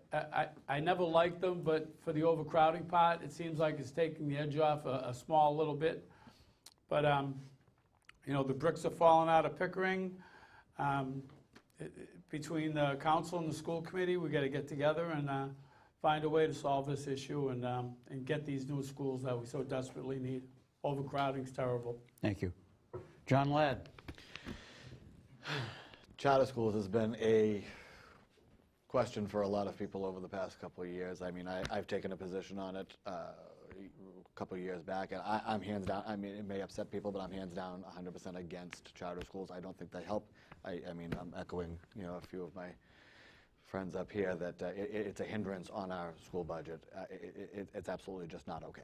I have a lot of friends in the city, school department teachers, and the work that they do. Again, as Buzzy said, you lose one child in September to a charter school, we lose the funding for it. October, they come back, we still don't get the funding for them for the rest of the year, and ultimately, who pays the bill? So my opinion on charter schools is potentially, as Brian said, maybe they do you know, take off some of the burden on overpopulating, but I don't think they're not for me, let's put it that way, and I certainly don't think that they're for the betterment of Lynn. Losing the two middle schools is absolutely devastating in my mind.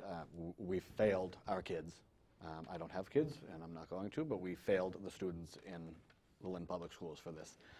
However, there are other alternatives. You know, I mean, back in the 80s when I was in elementary school, the portable classrooms weren't a terrible idea to loosen the burden on overpopulating. However, it's just a temporary fix. We certainly need to explore the idea and have far more transparency the next time over building the two new middle schools, whether it's location and budget. Thank you. Brian? Al, in the order that you spoke about, I would be, I think my position is very clear on this. No charter school expansion, no expansion of the cap. The Lynn voters were brilliant in their minds last November when they voted overwhelmingly, 62% to 38%, to not have charter school expansion. We were one of the highest communities that had that percentage increase win. And just in December, KIPP Academy is trying to expand by double.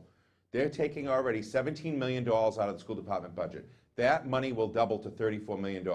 I equate it to baking 2 cakes at the same time. You can't have a cake in the oven almost ready to be ready and taken out while you already have one in the mixing bowl ready to go in at the same time. It's too much, too fast. They are not a proven provider, and that's my opinion on charter schools. I'm no fan of them, obviously. From the Pickering Middle School, that plan was flawed from the beginning. I did not like the site. I was very vocal at the Marshall Middle School at a public hearing that that site should not have been selected.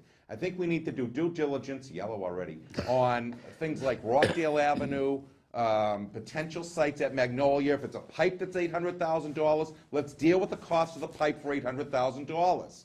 Let's do remedial work around flooding. Let's do something, maybe build it behind the existing, but we've got to get creative and we've got to have all voices at the table. That could be the parking lot Parking lot.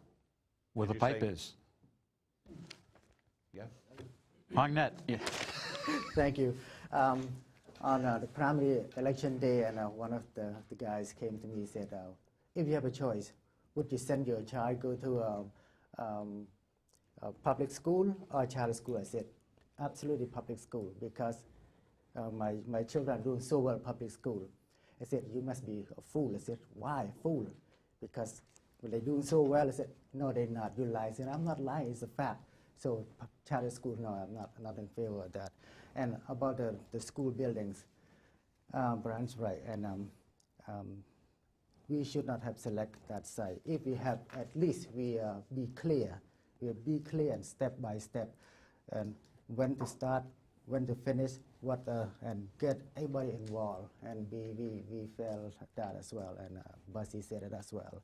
And next time, if we select a new site, we better get everybody involved and have multiple meetings and not just people in that area. So the whole community, the whole city as well. And I'm going for that. As long as the whole community, the whole city go forward. And we do need schools. We cannot turn our kids away. Going to be a lot more coming, and going to be fast-growing student or Very city, good. and we need schools. Like Tassos. it or not, charter schools are here to stay. And it's not the problem, charter schools, they're educating kids. The problem is the formula. And the formula is not meeting the standards to help our city go forward. Like people said, the money follows a child, and then the child leaves school for some reason or gets kicked out, the money stays with the charter schools. That's the formula we need to fix. And that's being done around the state. There's different ways to approach that. Is cutting a portion of that money to make sure it stays with the city. That's more of a city a school committee question. The fact of the matter is, the 2 new schools, that was a horrible collaborative. People that were actually directly impacted found out about meetings the same day that their land, their home was going to be taken. That's absurd to me. We didn't build a collaborative. That was a problem. The communication was a failure to start. And when you try to sell 2 new schools to a city, you got to make sure you built a strong collaborative. And we didn't do that, and that's why it failed. Now we need to identify the land, and we need to get back on a state board to see if the funding's still available. I mean, I always said, let's build on a current site. Again, you said $800,000 for a pipe. You know, you have the former Marshall School, you have land over there, and you have buildings over there. You move Meadow Court residents to that location and build on that current site. That's a start. But again, I'll be contradicting myself because I want the experts to answer the questions. Very good. It's not wrong to have a vision. And I say that to all of you, okay? You can bring in all the experts. They don't know anything about the city of Lynn. And from my 50 years experience in government, you are the leaders, all right? And when 4 of you are elected, it's up to you to tell that planner what your vision is for the city of Lynn, because you're going to make the city of Lynn, not somebody who comes from outside. It's up to you to have that vision. Now, I'm not preaching, but I think that's what people want. You've lived here all your life, or most of your life. That's going to be your decision. The final question as we go around with Brian, and I'm going to make it kind of general, okay? What improvements do you think you can make, continue to make, in the city of Lynn? Could it be a new senior center? How do you think you might be able to do taxes? I'm just going to, a wide open question. You all don't have to say the same thing or answer the same topic, okay? What is most important to you that perhaps I didn't ask you about tonight that you would like to talk about, but I would like you to touch upon a senior center for the city of Lynn, because the present one is almost 50 years old. Buzzy, Brian. Thanks, Mr. D. Let me touch back on the school issue. Last November, it was a tough decision on myself, on the part of myself, where the Boston Globe had reached out to me because I had attended a number of the meetings about the schools. My concern is the same concern that's echoed around this table tonight, the site. I was vocal, and I wanted to make clear that if I was to do this opposition article with the Boston Globe, it was clear that I'm not against schools. I was never against schools, and I will never, ever be against schools. I had questions on the site, like many folks did. Brian, like he said, was vocal at one of the meetings. We shared that concern along with a number of people in the community. We need to get the schools done. We need to get them done for the children. If it takes moving the Meadow Park to where Marshall is now with senior housing, or how the area where Pickering is now is the best site for the school.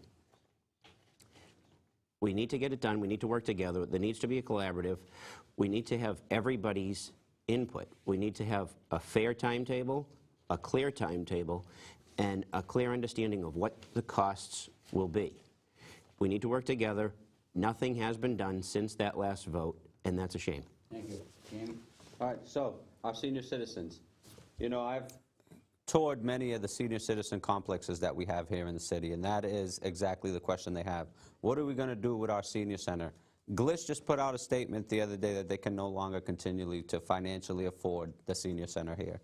We need to renovate one. When other towns are investing and renovating and building senior centers, as they did in Peabody with the Torregian Center, as they're doing in Swampscott, building a whole new brand facility, we need to be investing in the largest population in our city, which is our senior citizens. We need to be taking care of them. We need to, not only that, but we need to make sure that also our youth is. The question was, what is the most important thing to us? And you wanted to touch on senior center.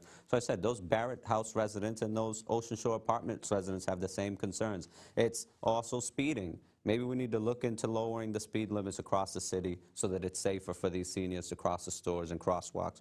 But the most important aspect that I bring, I think, with me on the council is really putting the community first and putting us back in the driver's seat of all the decision making at City Hall. Again, we cannot have at the seat of the table. The Lynn community will not have a voice at the table if we don't have a seat at the table. So elect people who are going to go out there and fight for you every day. We have 8 great candidates, 8 great choices here.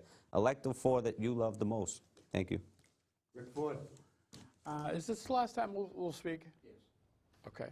I would absolutely be proactive looking for a new senior center. Very, very important.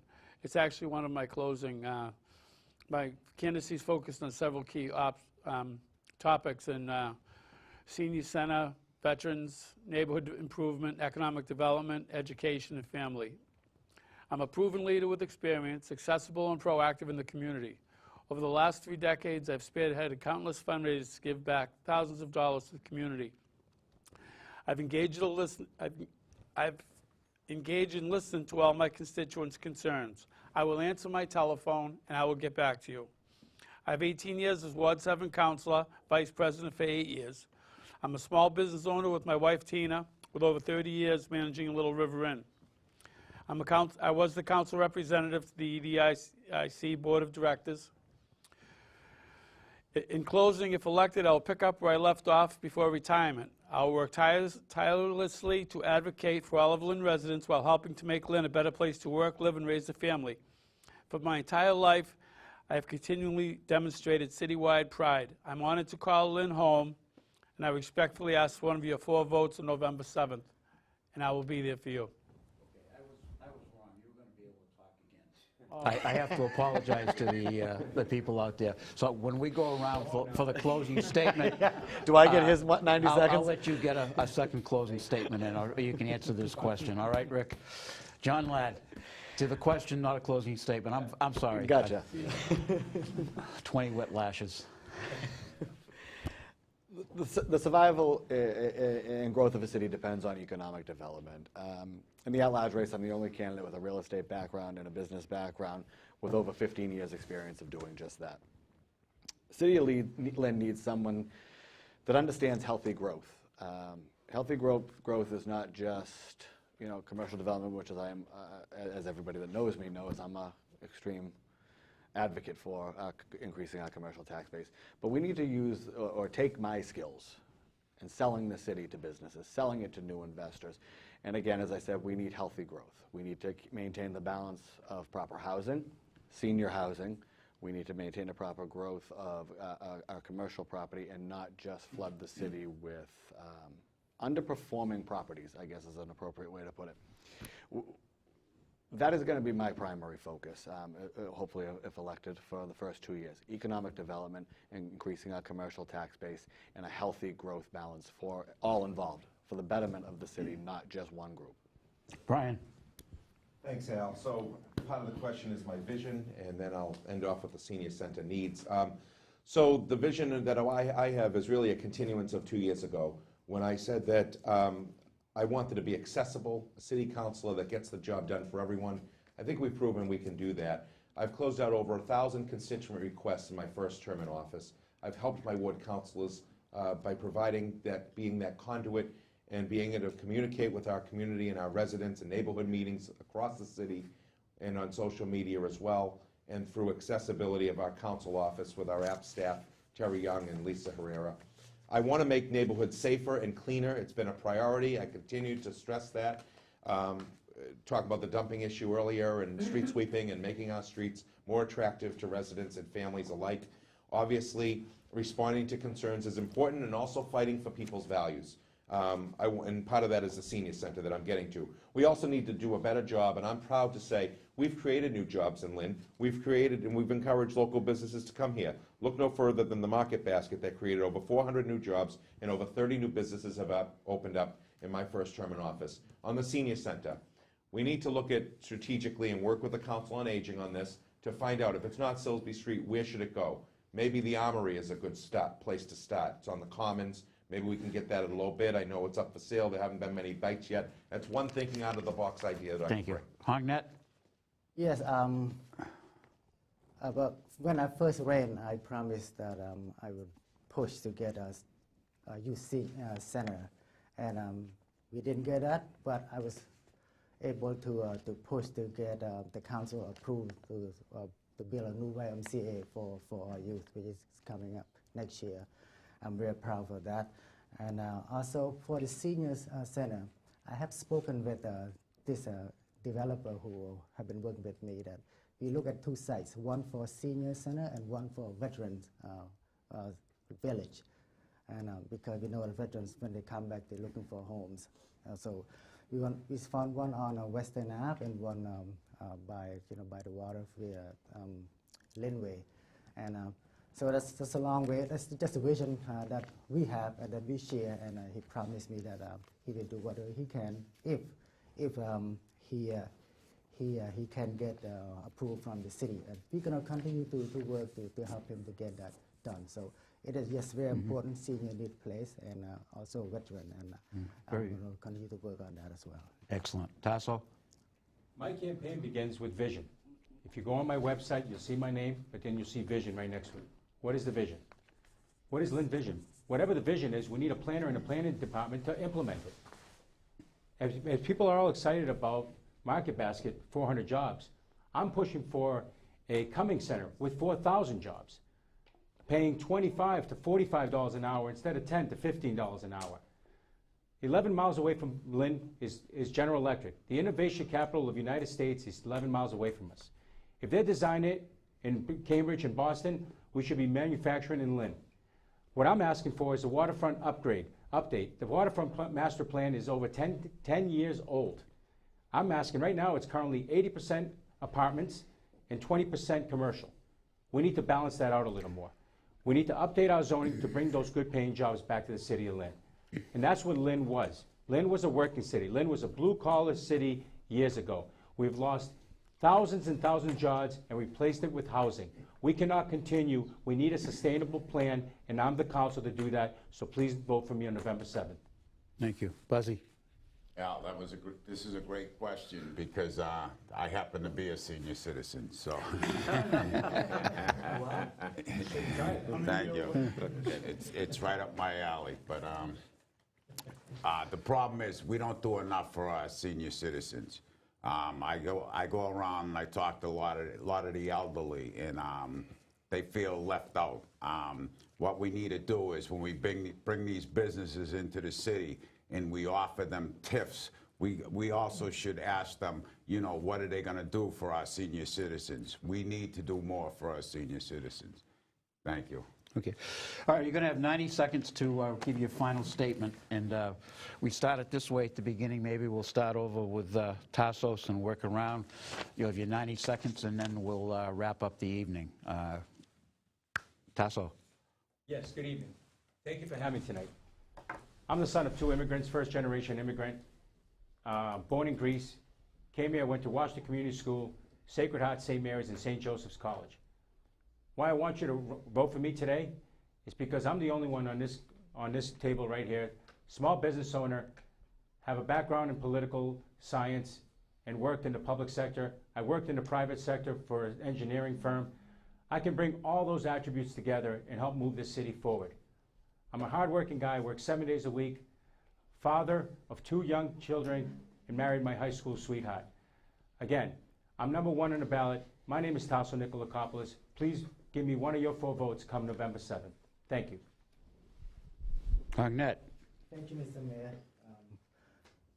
This election is a very important election, and I ask everyone to go out to vote November 7th and vote for someone who can share your vision, share your interest, and have the experience. And I also believe that if we all work together, and I understand that as the elected official, we cannot work alone to get things done. We must work together to get things done from my experience in 6 years in the council. And I respectfully ask for your vote on November 7th, and to allow me to continue to serve you and to serve our city.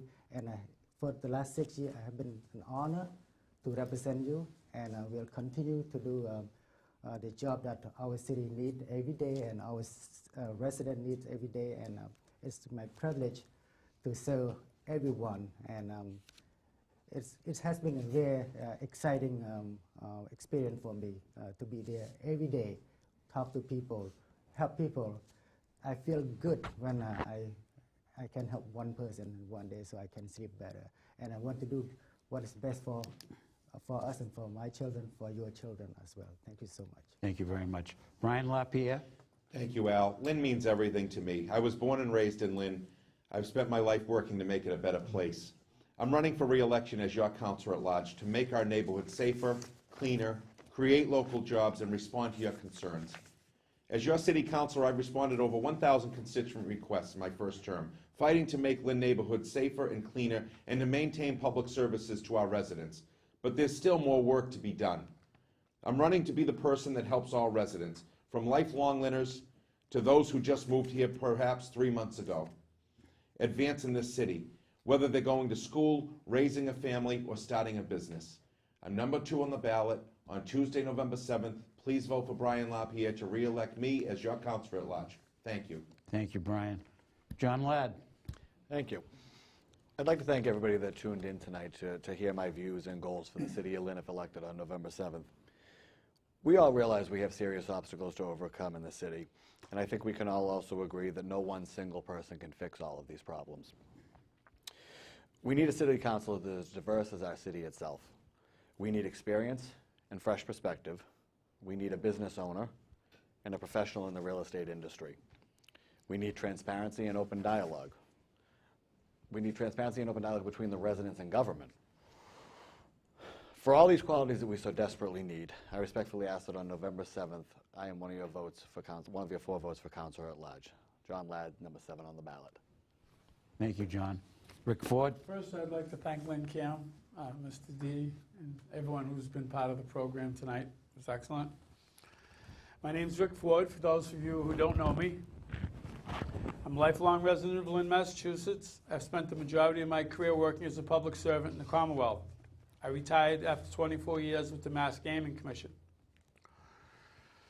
Being proactive in the community for 18 years was my biggest accomplishments. My goals were always to listen to my constituents, provide them with assistance, and keep them informed on local topics.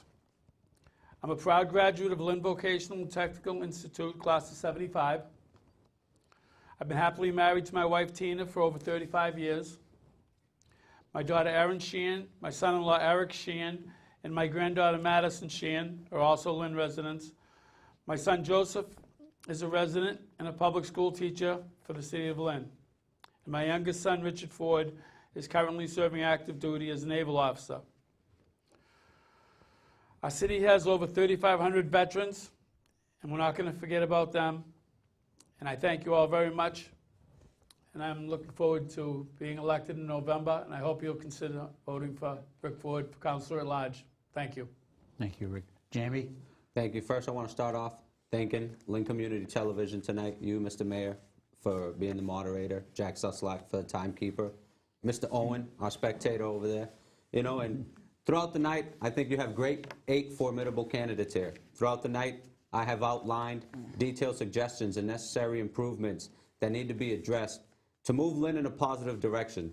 Not only will we improve and progress our community, but we will put Lynn back in the driver's seat and put our residents' interests back to the forefront of decision-making.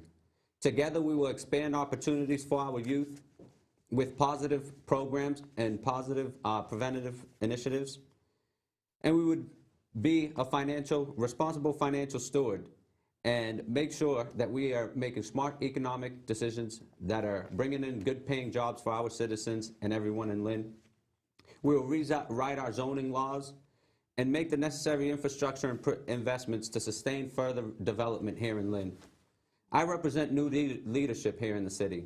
I am Jamie Figueroa, and I am humbly asking for one of your 4 votes for Councilor at Large on Tuesday, November 7th, 2017, so together we can bring the voice of the residents back to City Hall. Thank you. Thank you, Jamie. Brian Fields? Thank you, Mr. D. As a lifelong resident of Lynn, a family man, a businessman and community leader, I lead by example. I'm confident by working together and being fiscally responsible and transparent and having a clear vision for the city of Lynn, we have the ability to overcome all those challenges that we spoke of tonight. I'm committed to getting things done. I believe in continuous growth, economic growth throughout the city, in the downtown area, not just inviting new businesses, encouraging new business, but supporting those businesses that are here. I don't want to make Lynn a better place. I want to make it the best place, and we can do that together. I want families and businesses to say they settled in Lynn, not settled for Lynn. As your Councilor at Large, I will be accessible, responsive, and hardworking on your behalf. On November 7th, I respectfully ask for one of your 4 votes to build your team. Thank you. Buzzy Barton. Buzzy Barton. Buzzy Barton likes to keep everything simple. I ask you for one of your 4 votes. I'm number 4 on the ballot. Thank you.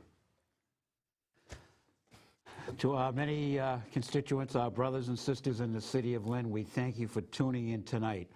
You've had an opportunity to witness and have answered many questions by 8 very talented individuals who are looking to represent you for the next 2 years in the city of Lynn. I would only encourage the 4 that aren't successful to please stay involved in the community, because eventually you will be successful. My first election, I lost. My second election, I lost. My third election, I lost. The 4th time I won, and I won for a number of times after that. So you get up and you fight, and that's what you're doing here. You're fighting for the city of Lynn.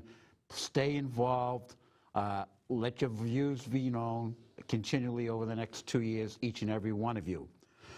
To our audience, we understand that not everybody could listen to all the topics tonight. and that the candidates will be at many other forums, which Lynn Cable TV is taping and will be playing on the cable TV. Tune into those other shows that will be on. It'll give you more of an opportunity to learn about these great candidates that we have. Also, there will be other candidate forums that are going to be put on by cable TV.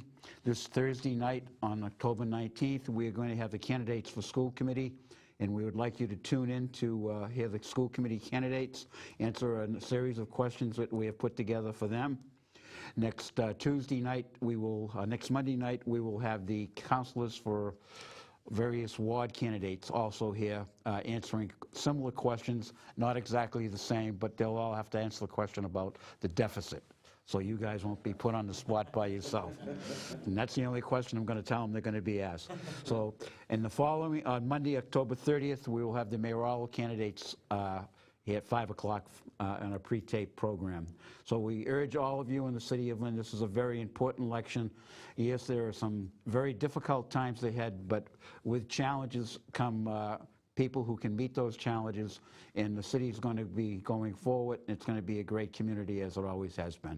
Thank you all. God bless America, and God bless each and every one of you. Thank you for tuning in tonight. Thank you.